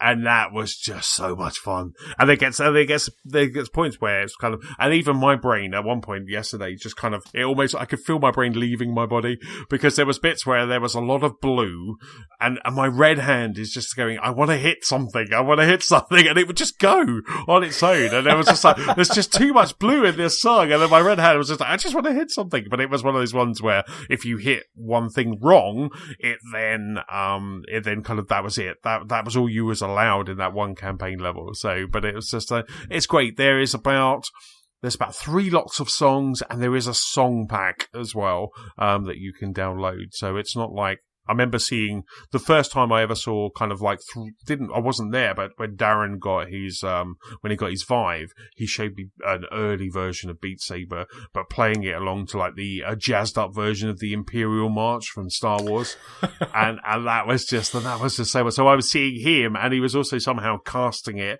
to the Skype session that we had, so I could see the screen at the same time, and that was always cool. But I don't think you haven't got that openness of maybe having that on a PC, but there's a lot of songs in the Quest version of Beat Saber. Nice. It's very cool. So I've also been playing. I've still been playing Days Gone, and I'm still enjoying Days Gone. I like this game, and I just keep saying that. I must admit, because I was moaning the other day to Nicola. She got my brunt of my moan, saying, I really like this game, but why did so many people pan it? I just don't get why it was panned. But then on Monday, I was said to Nicola, I said, I just want to finish this game now. It's really hanging around, and just as you think you're getting to the end, it kind of just opens up a whole new thing. And I'm like, I love this game, but I want this game to finish. It's just staying around too long. Because I've watched a couple of quick looks on this, and I think because it was a quiet time of year, prior to it coming out, there was just a lot of noise about it being... I've never heard it being panned. I've just heard everyone call it like decidedly average. Yes. And from the few people who've got hooked by it, including yourself, it just sounds like it scratches an itch. Yes. Without being too mean, it doesn't actually sound like a good game. It just sounds like a game that you're enjoying because it's... Sorry, it doesn't sound like a great game. It just sounds like a good game that some people can write off as it's another derivative open world, and you've got to kill this monster that just happens to be a zombie, and you're just ticking off boxes left and right. But obviously, this is ticking a lot of your boxes at this point in time, where it's just like, yep, I have fallen into the world. I have found the selfie mode, and that's. That's enough for me. Photo mode engaged. I think for me, it's just like there's three fractions. So you have the zombies, you have the whatever called freakers or whatever they're called. You have those, but then you also have a couple of cult. There's a cult in there as well. And then there's just these guys that are just like militant guys. And it's just great just kind of going to the different levels that you have to do. Like, so for instance, I had to take over the camp where this cult was, but I didn't want to be seen, because the moment you're seen, they'll just kind of just bombard you. So I was just going around, taking them out one by. It's like playing Metal Gear, really, because I'm just going through, throwing some rocks, taking them out one by one.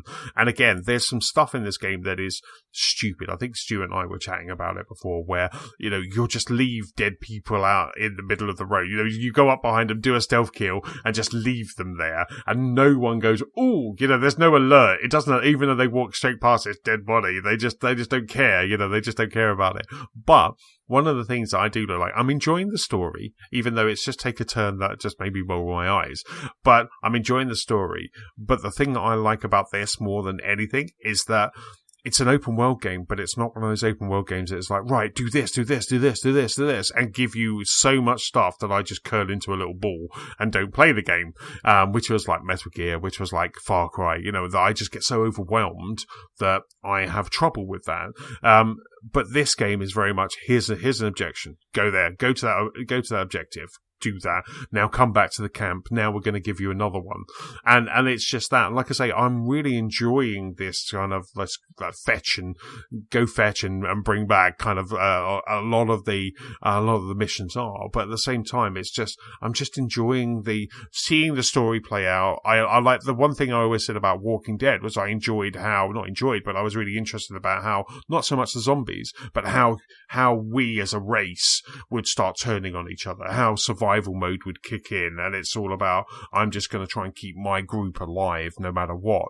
And it's that kind of thing that I like. There's a bit of crafting in there, but I'm enjoying playing it, but I've been playing it for so long. And as I say, I thought I was getting to the end. I was like, oh, this seems like it's like coming up to its conclusion, only to find that it's just opened up a whole load of stuff. So I'm enjoying it. I would recommend it if you just want some game to play, but at the same time, right now, it's overstaying its welcome, and I just want the game to finish.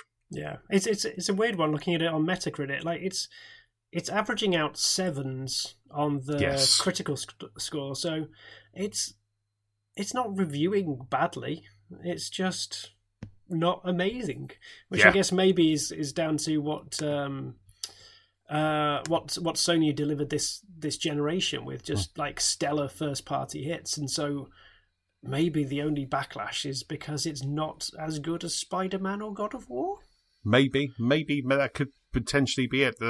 I think a lot of people were coming in thinking, again, it's that expectation, isn't it? A lot of people were coming in thinking this is going to be the next God of War, the next Spider-Man, and just kind of, but to my sins, I haven't finished God of War, which I am going to go back to, because I sat the other day when I was waiting for my TV to be repaired.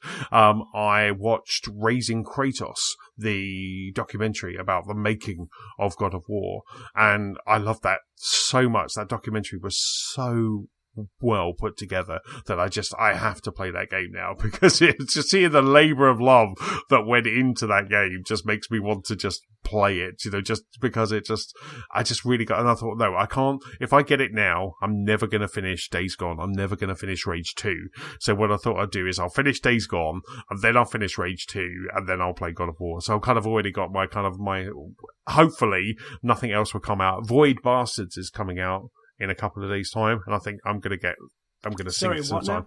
Void Bastards. Googles. It's on Game Pass. It's coming to Game Pass. It was one of those ones in the montage. It was one of those ones in the Xbox indie montage. That looks very good. Cel-shaded, first-person shoot 'em up. Yes, from the BioShock people. Yes. So I'm going to try it. So yeah, I started playing Rage 2, leads me on nicely to the next game. I started playing Rage 2. I mean, Rage 2 seems to be like an enjoyable, another one of those kind of middle of the road, it's okay. The shooting mechanics is lovely in this game. The shotgun is incredible. You know, the shotgun just feels great. And there's a lot of pink in post-apocalyptic world. Exotic pink. Yes. But it's just great. Again, it's one of those ones where you're kind of pootling around the world, and then you'll go up to maybe a petrol station, and it'll just say, right, you've got to get 3 chests in this petrol station and kill everyone and, you know, destroy it. And so you just go in, and again, it's one of those ones where you kind of stealthily kind of go around using your shotgun. If you look down the sight of the shotgun, the person you shoot would just fly for miles, you know, and it's, this one, unlike Days Gone, is very much going, right, these are the 3 things that you need to do in order for us to finish the end game straight away. And I think I have heard on a couple of podcasts that it's kind of, there's a similarity maybe to Breath of the Wild, where the Breath of the Wild, you basically just given the world and you can do it in any way you wanted. So there's no particular order. You can just attack these these bosses. But in order to get to the boss, you need to kind of get through so many things before you actually can take out the boss. So Days Gone and Rage 2 kind of very similar, and that's why I'm parking Rage for a second. How do the worlds feel? Like, do they feel like they are... do they feel like the open world is warranted? Because you compare it to Breath of the Wild there, but I remember with Breath of the Wild, like, there was so much to explore, nuggets to find, always some little treat knocking around. Does Rage or Days Gone encourage that sort of like just wandering off the beaten path? Yeah, I think Days Gone definitely encourages that, because then you could then find these little areas where you can get health regens or stamina upgrades, and so you'll be able to find things like that. So it's always worthwhile when you're and as you drive through any of the towns, there's always activity happening, whether there's an outpost and you can see a sniper is about to take you out, or whether it's just full of zombies or freakers. And then there are nests that you can take out. I think Stu and I were talking about that before. So you can just continue driving and not care about any of these, or you can go and collect bounties or kind of do that. And it always feels like you never go through an area that maybe you've been through before and it's now empty. There's always seems to be freakers will have wandered back into that area. So there always feels like there's something to do there, but there's always something to find as well. And with Days Gone, more so than Rage 2, you're scavenging for things. So you need parts to kind of make sure that you can repair your bike, and so that you can build new weapons and things like that. So there's always stuff that you need to find. So you are going through areas and then trying to hoover up everything that you can. Okay. Yeah, I think with a lot of the Rage stuff as well, I think it would need like a fully open, exciting world to really draw me in. Otherwise, it's like, well, you're just a corridor-based shooter, just happen to be in a big desert plain at this point. Yes, I do feel from what I've played, I've only probably played about 4 hours so far, that's kind of driving from one point to another. It's very much you're driving from one point to another, and it seems to be quite long to get to one point to another, you know, so there isn't much going on. Every now and then you'll see a car will come past you, so you think, oh, they're going to try and take me out. The first time I saw it, I was like, oh, right, okay, I've got to be ready. What's the controls? And they just carried on driving. They didn't, so they're the bad guys, but they see a good guy driving down, and they don't even stop or circle back or anything like that. They just continue going, so they just continue driving. So I found that a bit off-putting, even though I was shooting at them. So I saw them, started shooting at them, but they still just went past and didn't stop. So wow. which I thought was a bit strange. Yeah, you think that'd be the almost like the not the simplest option, but like the base option. You meet other people on the road, they try and kill you. Yes. Because I remember like almost Far Cry 2 had the complete opposite, where everyone just could sense you're coming, would pile out and just drive jeeps in your general direction. They're like one hand to the road. We feel him coming. He's coming. Well, these guys are like, no, I didn't see you. I'm just going to go. The kettle's on. And they just carry on going. So that was kind of so kind of mixing both of those, Days Gone and Rage 2. And then the last game that I've been playing, only briefly, but I've now sent it back, was I Boomerang Team Sonic Racing for the Switch. Okay, how does it perform on the Switch? Let's start with that one. it performs really well on the Switch, and it looks okay. It looks really good. I understand that on the Xbox One X or on PS4, I think it's incredibly shiny, but on the zipping around, playing all the very kind of complex levels, all the kind of it plays really well. I'm always in handheld mode. I'm never kind of in dock mode. Had this for the train, was playing it, and it was, it worked really well. And zipping around the first kind of 5 or 6 courses, quite enjoyed it. It's quite nice doing the ultimate team where you have 6 people racing in the first world. 3 of them are your team. So it was Sonic, Tails, and Knuckles were on my team, and then Big and Choo Choo's and Amy or someone else was in the other team. And then you're kind of driving around. The one thing I didn't like about it was that the guys who were supposed to be on your team, Tails, looking at you, they were trying to take me out all the time. What?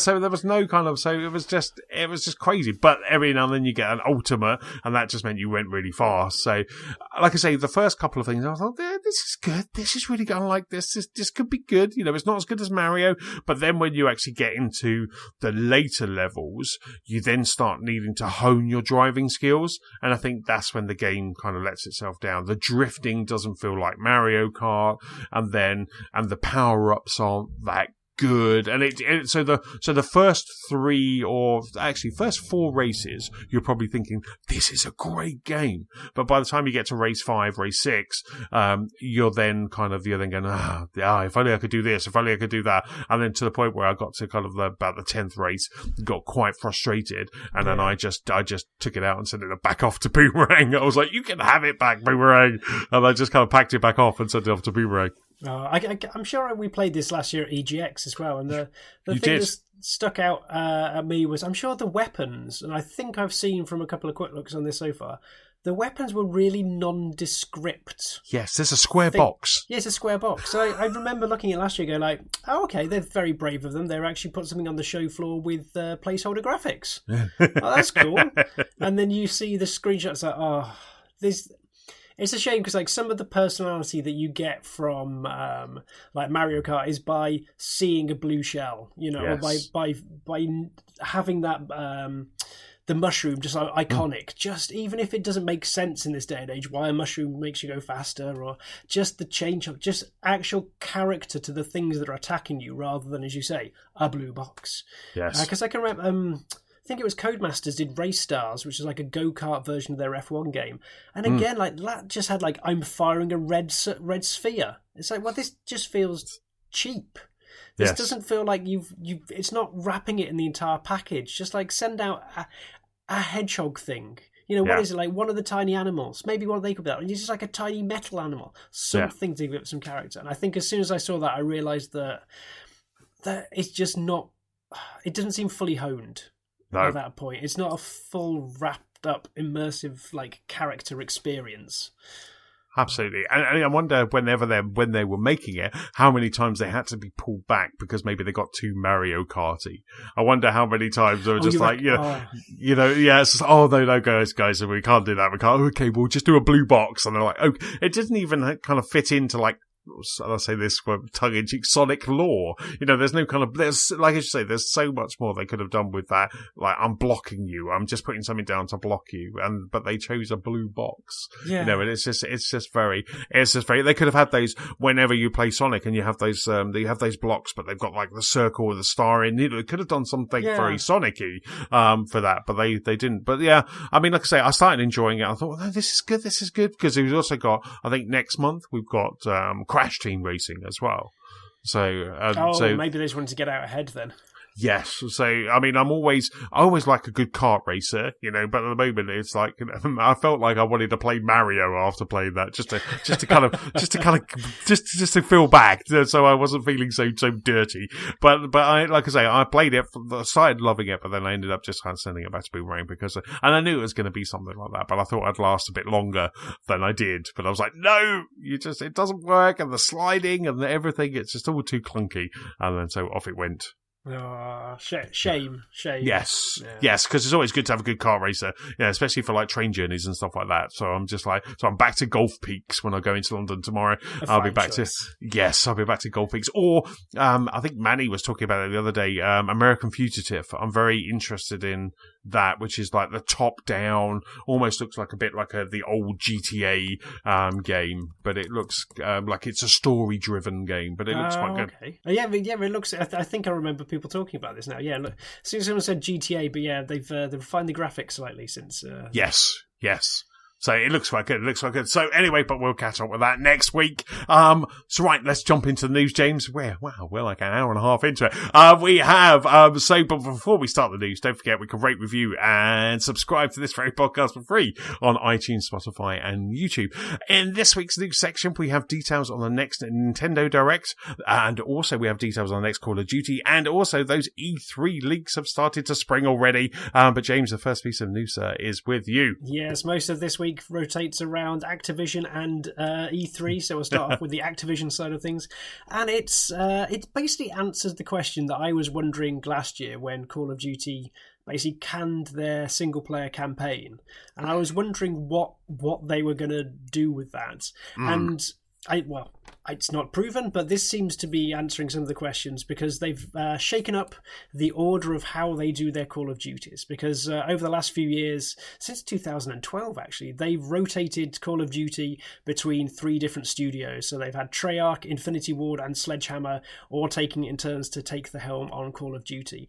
And last year's Call of Duty, headed up by Treyarch, was the first one that fell foul of the single player campaign not quite meeting the standards, not quite meeting the release date, and so the entire game was pretty much, no matter what Activision want to say, it was definitely multiplayer the entire way, with a couple of maybe single player cutscenes interjected here and there, but definitely all online multiplayer. Yes. And so this year's coming up is going to be Infinity Ward, but Activision are shaking things up and giving Treyarch next year's as well, so 2020. Right. Now this could be because they've still got half a single-player campaign ready to go and they're just going to stick it together and get it for Black Ops 5. It could be because that who was supposed to do it? It was Sledgehammer. He says, looking at the order. Sledgehammer was supposed to be doing it, but they've had some upheaval in their own office where a couple of the co-founders left last year, and supposedly they've been draining talent ever since, and so maybe give them some shore up with some responsibilities, time to staff up there.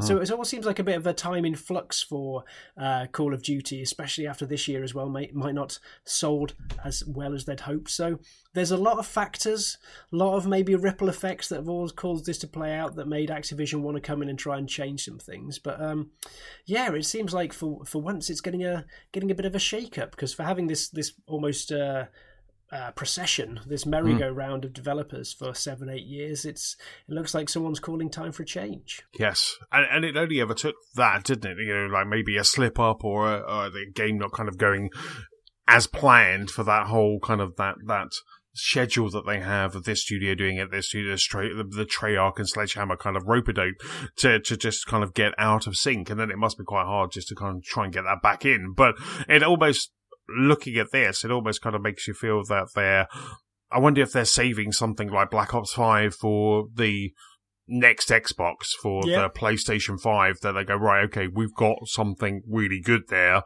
so let's do this. Or even with the new consoles coming, the new platform, maybe they're going to finally do that thing that everyone's been talking about and build a platform for Call of Duty, a subscription model rather than this like game. You mean almost actually bin the single player campaign and going, this is our multiplayer platform going from this point forward?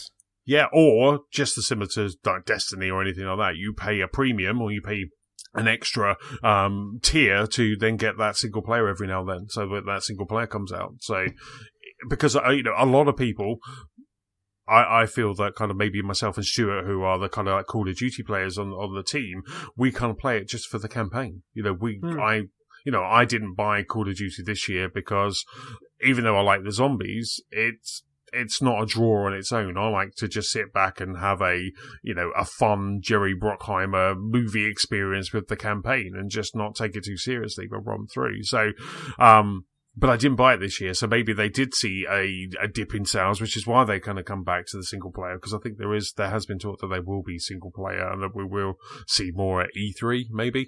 Yeah, I fully imagine. Activision haven't got a press conference this year, have they? I don't know. I'm just looking. Antony's face is changing the Skype that says, "I'm just looking this up on the phone." So please play the hold music while he does this. No, they don't. Because I'm looking. You got Electronic Arts, Microsoft, Bethesda, Devolver Digital, PC Gamer, Ubisoft, Kind of Funny, Square Enix, and Nintendo. Sorry, Kind of Funny have got a press conference. Yes, Kind of Funny have a showcase with over 60 titles. We'll be showcasing, and it's about an hour and a half. Okay.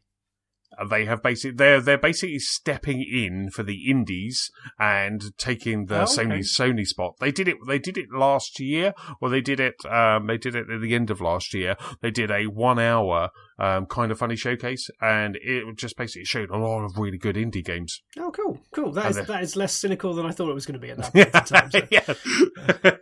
So. But it's really cool. So they do it like a Nintendo Direct. Oh, that's nice. Yeah, just like a bit rattle on. So in that case, maybe Call of Duty is going to appear at. Well, it seems like Microsoft have severed ties, and maybe on. No.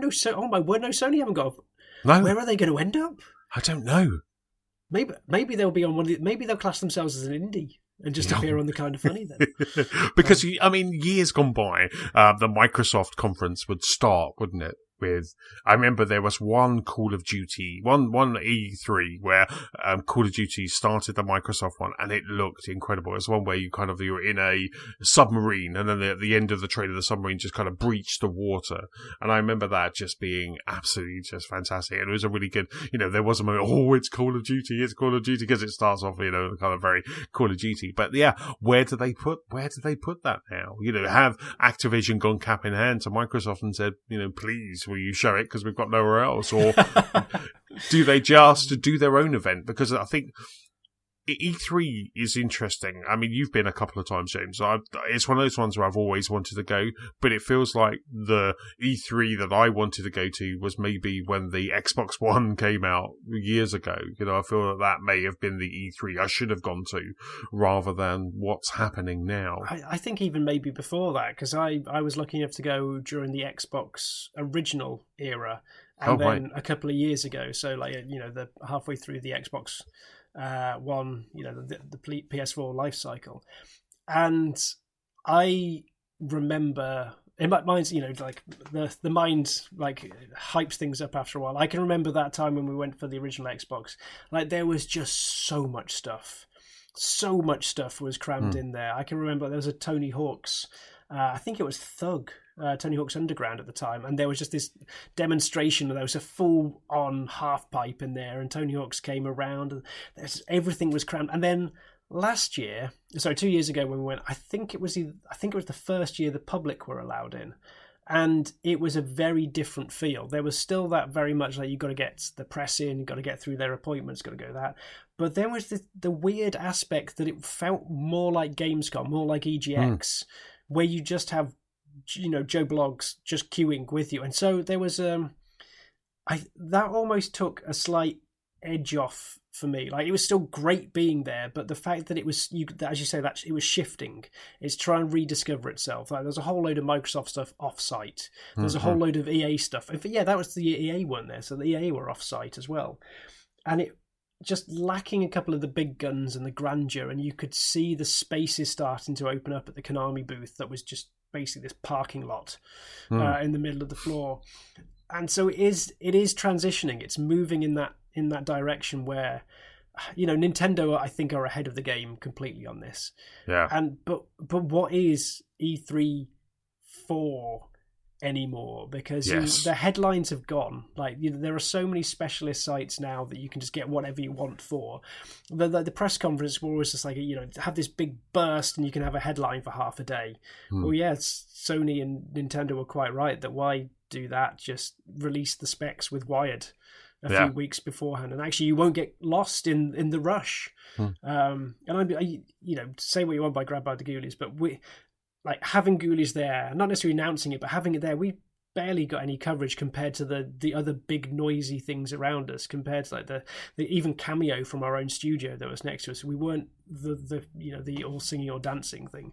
It's too easy, it's too big of a risk in some situations to put so much money in that place that you can see why people are moving away. Absolutely. I mean, you can see that was happening kind of like a few years where people would change their conferences to this, because it used to be that whole kind of Monday night all the way through to Tuesday. But you can see why Microsoft moved theirs to Sunday, because as you say, by the time Monday comes around, they bubble down to the bottom because there's so much other stuff. It's like first glimpse of this, first show of this, and then all of that important stuff that Microsoft wanted to talk about, and suddenly within hours is now off the front page. You know, no matter what they did, it was now off the front page, and then Sony are now on there, and it's just so no, you're absolutely spot on. But it would be a shame for it to go away, because from my perspective, it was that week where we got to celebrate games. You know, I've been following E3 for more years than I can remember. I remember seeing Donkey Kong Country in Edge, but then, of course, because I'm an old relic, I had to wait at least a month after E3, and then it would come out in a magazine like CV&G and Edge would have those pages, a whole issue would be E3, and I would then go and consume all those magazines just to see these screenshots of these new games. And then as that evolved, you saw this kind of happening where people would be fighting for that top line, you know, that main page, that front page of those websites. But like I say, it's an interesting one. I don't know where Call of Duty is going to put itself, but I guess one of the reasons why E3 is changing, and you kind of hit the nail on the head with like Nintendo have it right, is it's so easy now for all these companies to have their own conference. They can pre-record something. They don't have to bring everyone into it. They can pre-record, or they could just hire a hotel and get people there, and then they can easily just stream this online now, and they don't need that big arena that E3 is to kind of to put their games. They can just very easily just put it online, and that's it, done. You know, I still feel, even though Sony say they're staying away from E3, I still feel we're only a couple of weeks away from E3. I still feel there's a Sony conference coming somewhere. Gotcha. It's like whether it's just before E3 or just outside. You know, I kind of feel that they've gone. I can't see Sony skipping a whole E3 without saying something. But they had their state of play a couple of weeks ago. Yes. And I think they basically basically played their hand in that one. Like, I wouldn't say, played their entire hand, but if they're going to do something that close, like, that feels like it's it. Like, what else have they got? Last of Us 2. And there was rumours going around at the weekend that it may be out this year. Yeah, I just can't see how you can do a whole show just on that. That's a half-hour stream or something at that most, but you can't get a... But that's what I'm saying. All they need to do is, like, in one of our news items that we've got in a minute, Nintendo are doing a 15-minute Pokemon Direct. All they need to do is just go, here's 20 minutes on Last of Us, or here's 10 minutes on Last of Us, and, by the way, here's a couple of montages. Yeah. Other games coming out. I just think it's madness to do that during E3 week. Like, just wait 7 days and have the news cycle to yourself at that point. And it's really, I mean, every time I look at my feeds right now, there's a lot of stuff in there that you just think it's E3 bonkers, and we'll talk about some of that in a mo. But I just kind of keep expecting Sony to say, tomorrow we've got a state of play. We're doing a state of play tomorrow. We're going to unveil the PlayStation 5. Yeah. See, that's going to be next year, I think, before they even start talking about that. That Wired article, which was a really interesting article, that's out. Gives you all the information just last week. They showed the clip of Spider-Man loading really fast off the SSD and then zipping through Manhattan compared to a PS4 and a PS5. They kind of showed those two side by side, and the PS5 was just ripping through Manhattan without any pausing, where the PS4 every now and then just stuttered every now and then. I should gosh darn hope so, to be honest. Yes. Well, that's what I was saying. I think that's what I was saying in our WhatsApp. It's like they're taking a current gen on a next gen game that should be able to rip through. And if you're not showing me startling numbers with this, then you're doing it wrong. Yes. If we've got a 5-minute loading time and then it's all good. But what happens when you get a next gen game? When you get Spider-Man 2? Oh, please let it be a Spider-Man 2. Anyway, so Call of Duty, and then one of your headlines was like, the next Call of Duty could be Modern Warfare. Yeah, and literally the headline is, the next Call of Duty is Modern Warfare, yep, really. Wow. So yeah, according to, this is the first of our E3 leaks and rumours then, that supposedly the next Call of Duty, which is out this year, I guess, and in theory it's another Modern Warfare game. So what have we had before? We had Modern Warfare, obviously, back in the day. Then we had Advanced Warfare. Then we had Infinite Warfare. And now we're back to Modern Warfare. Right. So the fourth Call of Duty was Modern Warfare, and now the fourth Modern Warfare is Modern Warfare. So I just thought this was bizarre, and that's all we need to say. That's crazy. It's bizarre. The other rumours that I managed to pull off the internet this week was supposedly Ubisoft are targeting a Rocket League like game, right? But it's a roller derby game. So you go in loops round a banked rink and you score points. I don't know the rules of roller derby. I think people elbow each other a lot and then someone gets cannonballed through. I don't know, but they're trying to like target it like this sort of fun esports version that's just like, have 5 friends, just have a mess around. It's silly, go for it. There's some leaked background footage of it, like of the arenas itself, and it looks okay.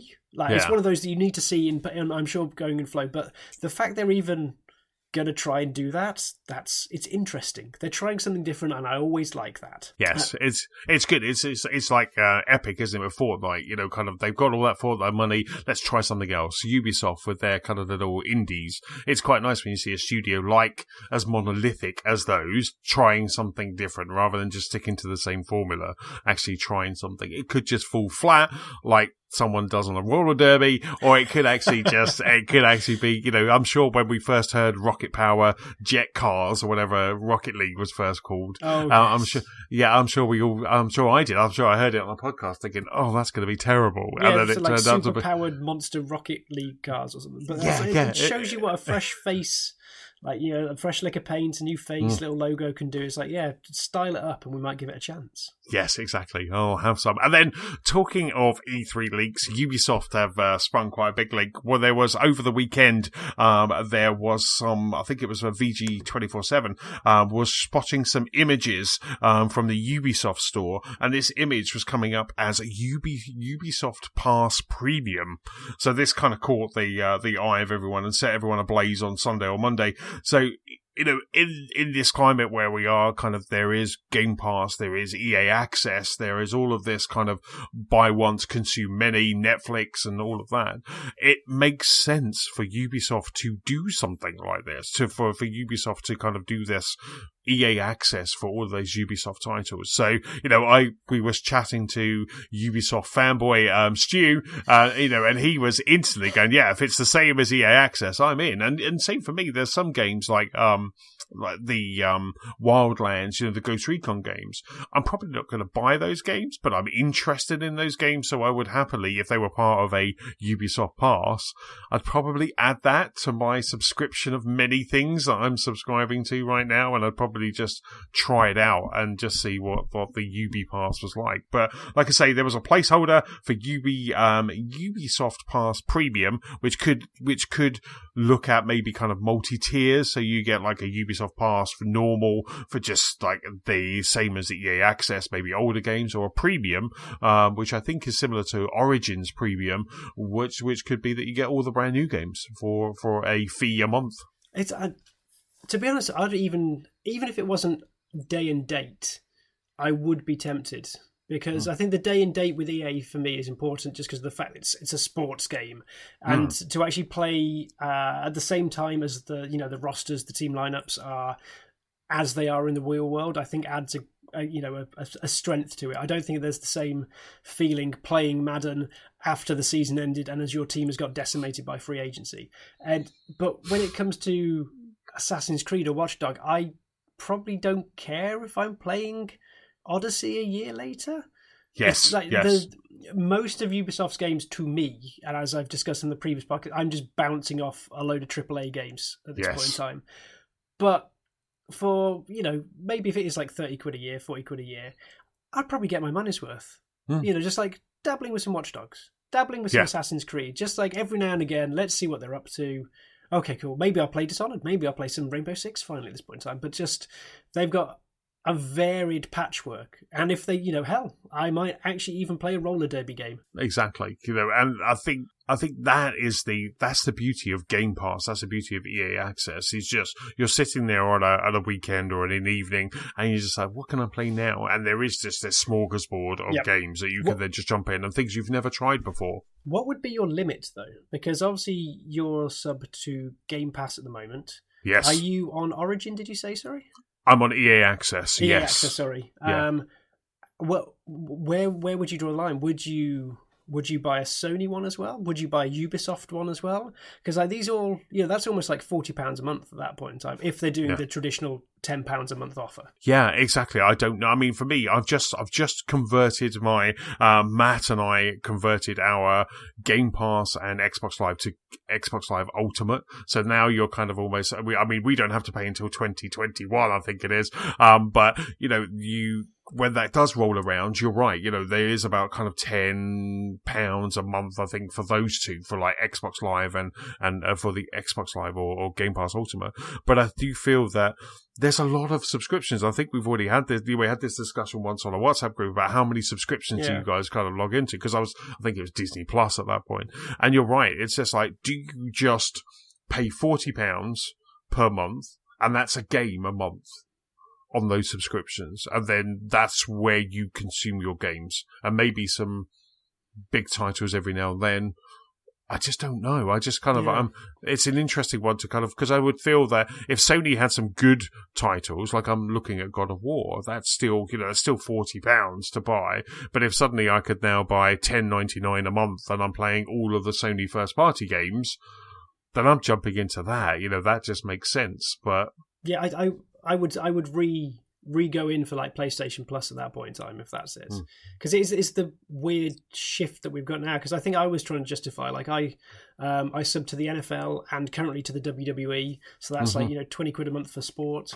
Then we've got Game Pass, and then I've got Netflix. I don't do Spotify right now, and it's like it's almost like I need to re-budget around which things am I into in this period. Because like the WWE, for instance, I said to Matt, who's obviously the big wrestling fan around here, I'm going to try that during the NFL off season. Like, is that my mindless action in the background, just like I'd put on the fourth game of the week when I was just chilling around the house doing some crochet during the season time. Yeah, but it's I want things like Spurs or the Premier League to do this as well. I don't want to spend like 40 quid a month on Sky just for like the Premier League package. But if some of them did individual drops, then it's like, okay, no, I'll be back interested there. It's this more discerning thing that, I think by the end of the year, if Ubisoft do this and, Sony sound like they might be trying something for the next generation, so it's a complete rejig of my household finances at that point.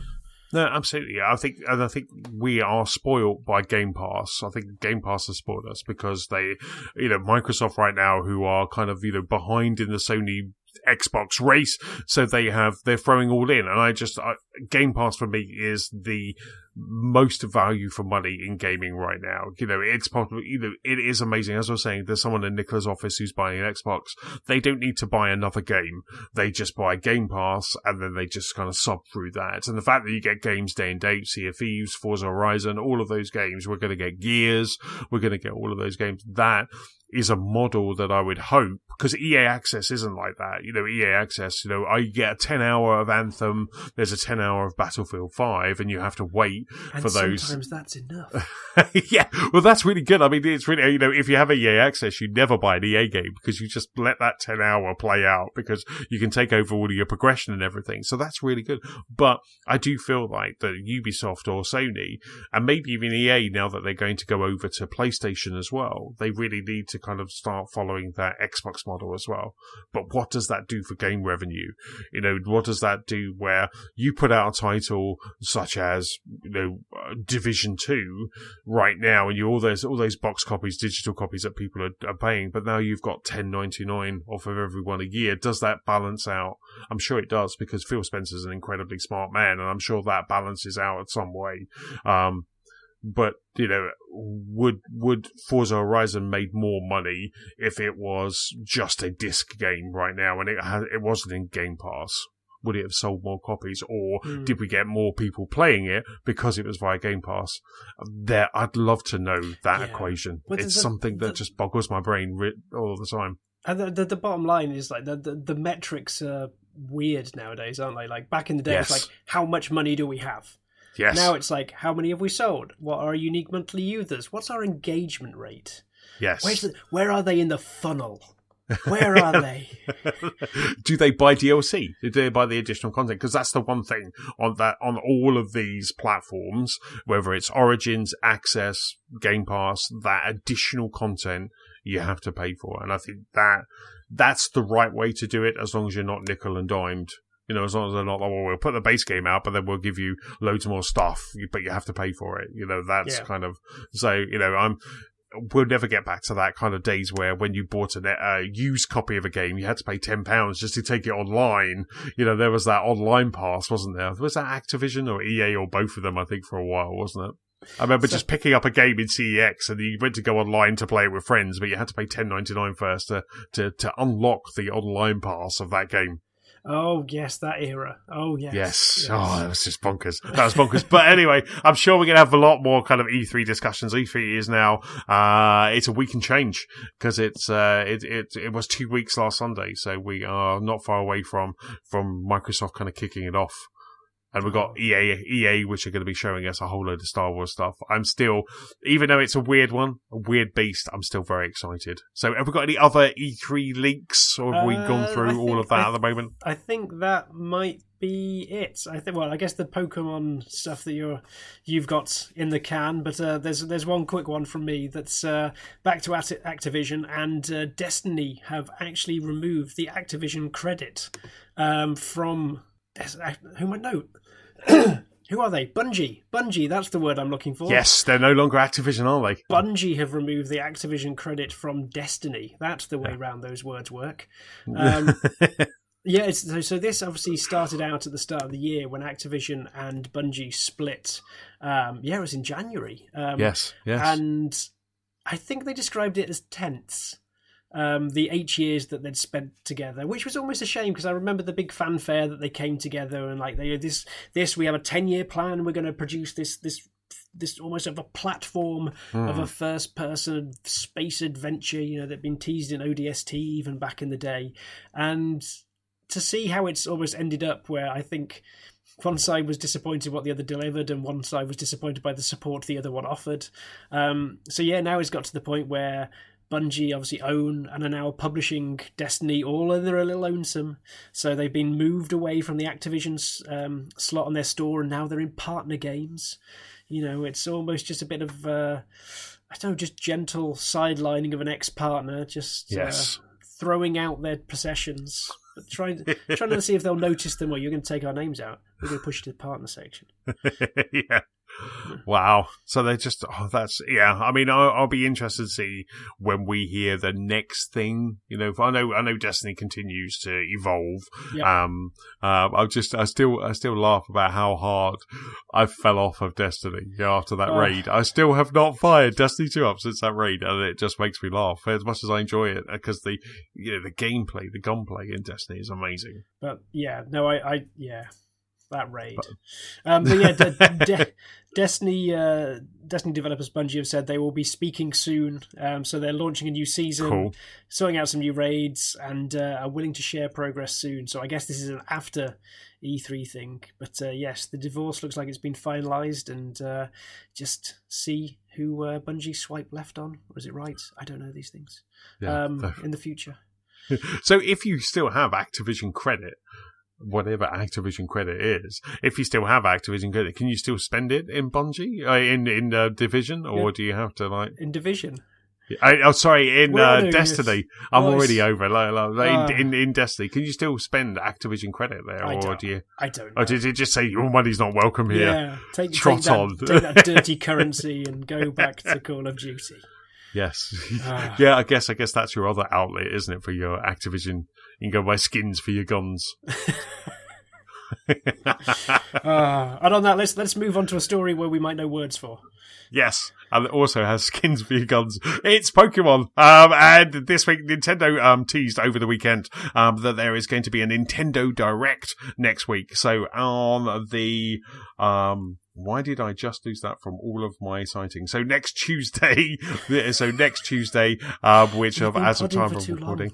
I know, really, I had it. It was all there. So next Tuesday, next Wednesday, which is the 5th of June, Nintendo are going to do a 15-minute Pokemon Sword and Shield direct. So they're going to have a direct that is just catering for Pokemon, and it's going to be airing at 6 p.m. Pacific time, which is 2 a.m. UK time. Oh my Getting word. up for that. I'll see that on Wednesday morning with my Alpen, I think. Yeah, it's a 15-minute breakfast job, that one. Exactly.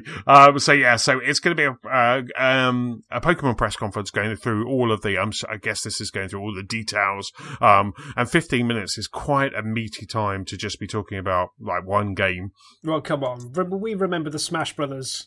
Oh, you could get at least still going. I reckon there's seven Pokemon they can talk about in that time. But it's just that's going to air, and then that will be there. So it's going to be up on YouTube, on Nintendo's YouTube. It will be there. I'll put some notes in the show notes and a link if I can find it. And so that's going to be there. So I kind of feel, I don't know about you, James, but I kind of feel that they kind of just like, here's all the Pokemon stuff. Here's the Sword and Shield. We'll get that out of the way so we can then focus on Animal Crossing for E3. And then Animal Crossing is the big E3 thing. Yeah, I don't know if it... I guess I would be surprised if Pokemon didn't make a big showing on the floor as well, because obviously this is a Switch version, and so there needs to be a certain amount of razzmatazz and fanfare for this to actually make an appearance. So in some ways I'm surprised this is going first, but I guess this is the meaty chunk. So maybe they want to keep that 10th of June one snappier, switching between different things, because I remember the dismay at the E3 one last year where it was just like, how much for Smash Brothers? Yes. How much? So maybe they're trying to at least listen to the criticism they had this time. So I reckon there'll probably be an appearance in next week's as well, just to go, hey, check that one out. I wonder if there'll be a little tease just at the end, like they'll show something from Animal Crossing. Oh, there'll just be there'll be just so. But, I mean, we've already had Mario Maker 2. So we had a Mario Maker 2 Direct. So we had that a couple of weeks ago, which really showed a lot.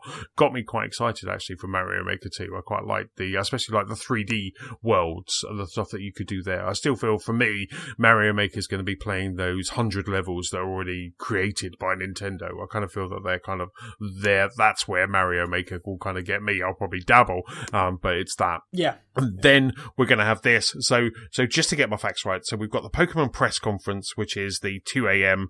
at time of recording, and then on the 5th of June at 6 a.m. PDT, which is 2 p.m.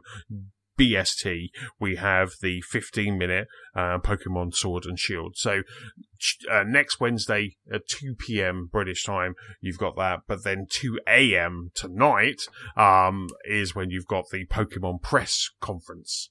So Pokemon 2019 press conference. Right. So it's breakfast with Pokemon tomorrow. Breakfast with Pokemon tomorrow. Lunch with Pokemon next week. If you have a 2 o'clock lunch. Clear my diary. Yes. So I've got to go to a user group at 2 p.m. next week. I'll be at the back with my phone out. Just kind of looking at it. So there's lots of Pokemon stuff that's coming. Like I say, I think for me, it's really funny because as much as I'm looking forward to seeing what the Star Wars game for EA at E3, for me, it's really kind of, I want to watch the Microsoft one and the Nintendo. They basically start and finish E3, but they're the two that I'm most interested in. I think they're the two that I just will really want to kind of see what's happening. With Sony not being there, with Sony not being around, I think they're the two that I'm really interested to see what's happening there, because I want to know what we're going to be playing later this year and next year, and I'm just hoping they'll say Animal Crossing and it's there for November. Yeah, well, I think it goes back to what we were saying earlier. That's the traditional E3 that we all remember. The big showy press conferences that's supposed to get you hyped. So, and if it's not there for November, then if they could do it for February before I go away on holiday, that would be fantastic. I want a plane journey. Then that would be just fantastic. That would be good. That'd be good. Right. I think that's about it. I think we've covered all the news, James. I think we've covered the games. We've covered the games. We're starting looking at words and not being able to say words. So that's about it for this episode. Big thank you for listening. James, huge thank you for pulling up a mic, sir. Thank you. Thank you very much. But don't forget, you can keep up with us at gamerslostspark.com. You can also find us on Facebook and on Twitter. We're at Lost Spark Pod. You can find us on YouTube and also the Gamers of Lost Spark PS4 community and Xbox One Club. James, where can people catch up with you? You can catch me as Big Sheep on Twitter and other things, and Big Sheep 014 on Instagram. Oh, what's on Instagram? What are you showing? Do you have Instagram stories? I don't like stories. They just disappear. I feel like if I'm going to craft a lovely picture of my crochet, I want it to live forever, not fleetingly in the cloud and then disappearing after a short 24 hours. Is that what happens with stories? Is that? I assume so. Yeah. To tell me so. Yeah. Right. And what was that again on Instagram? It was Big Sheep 014. Excellent stuff. Superb. From me, I am Chessman on Xbox Live and Nintendo Switch, PS-Chessman on the PlayStation Network, and Chessman UK on Twitter. Don't forget, if you have any feedback or any E3 related questions, you can send them to our email address. That's feedback@gamerslostspark.com. That's about it, James. Say goodbye. Ta-ra, everyone. Bye.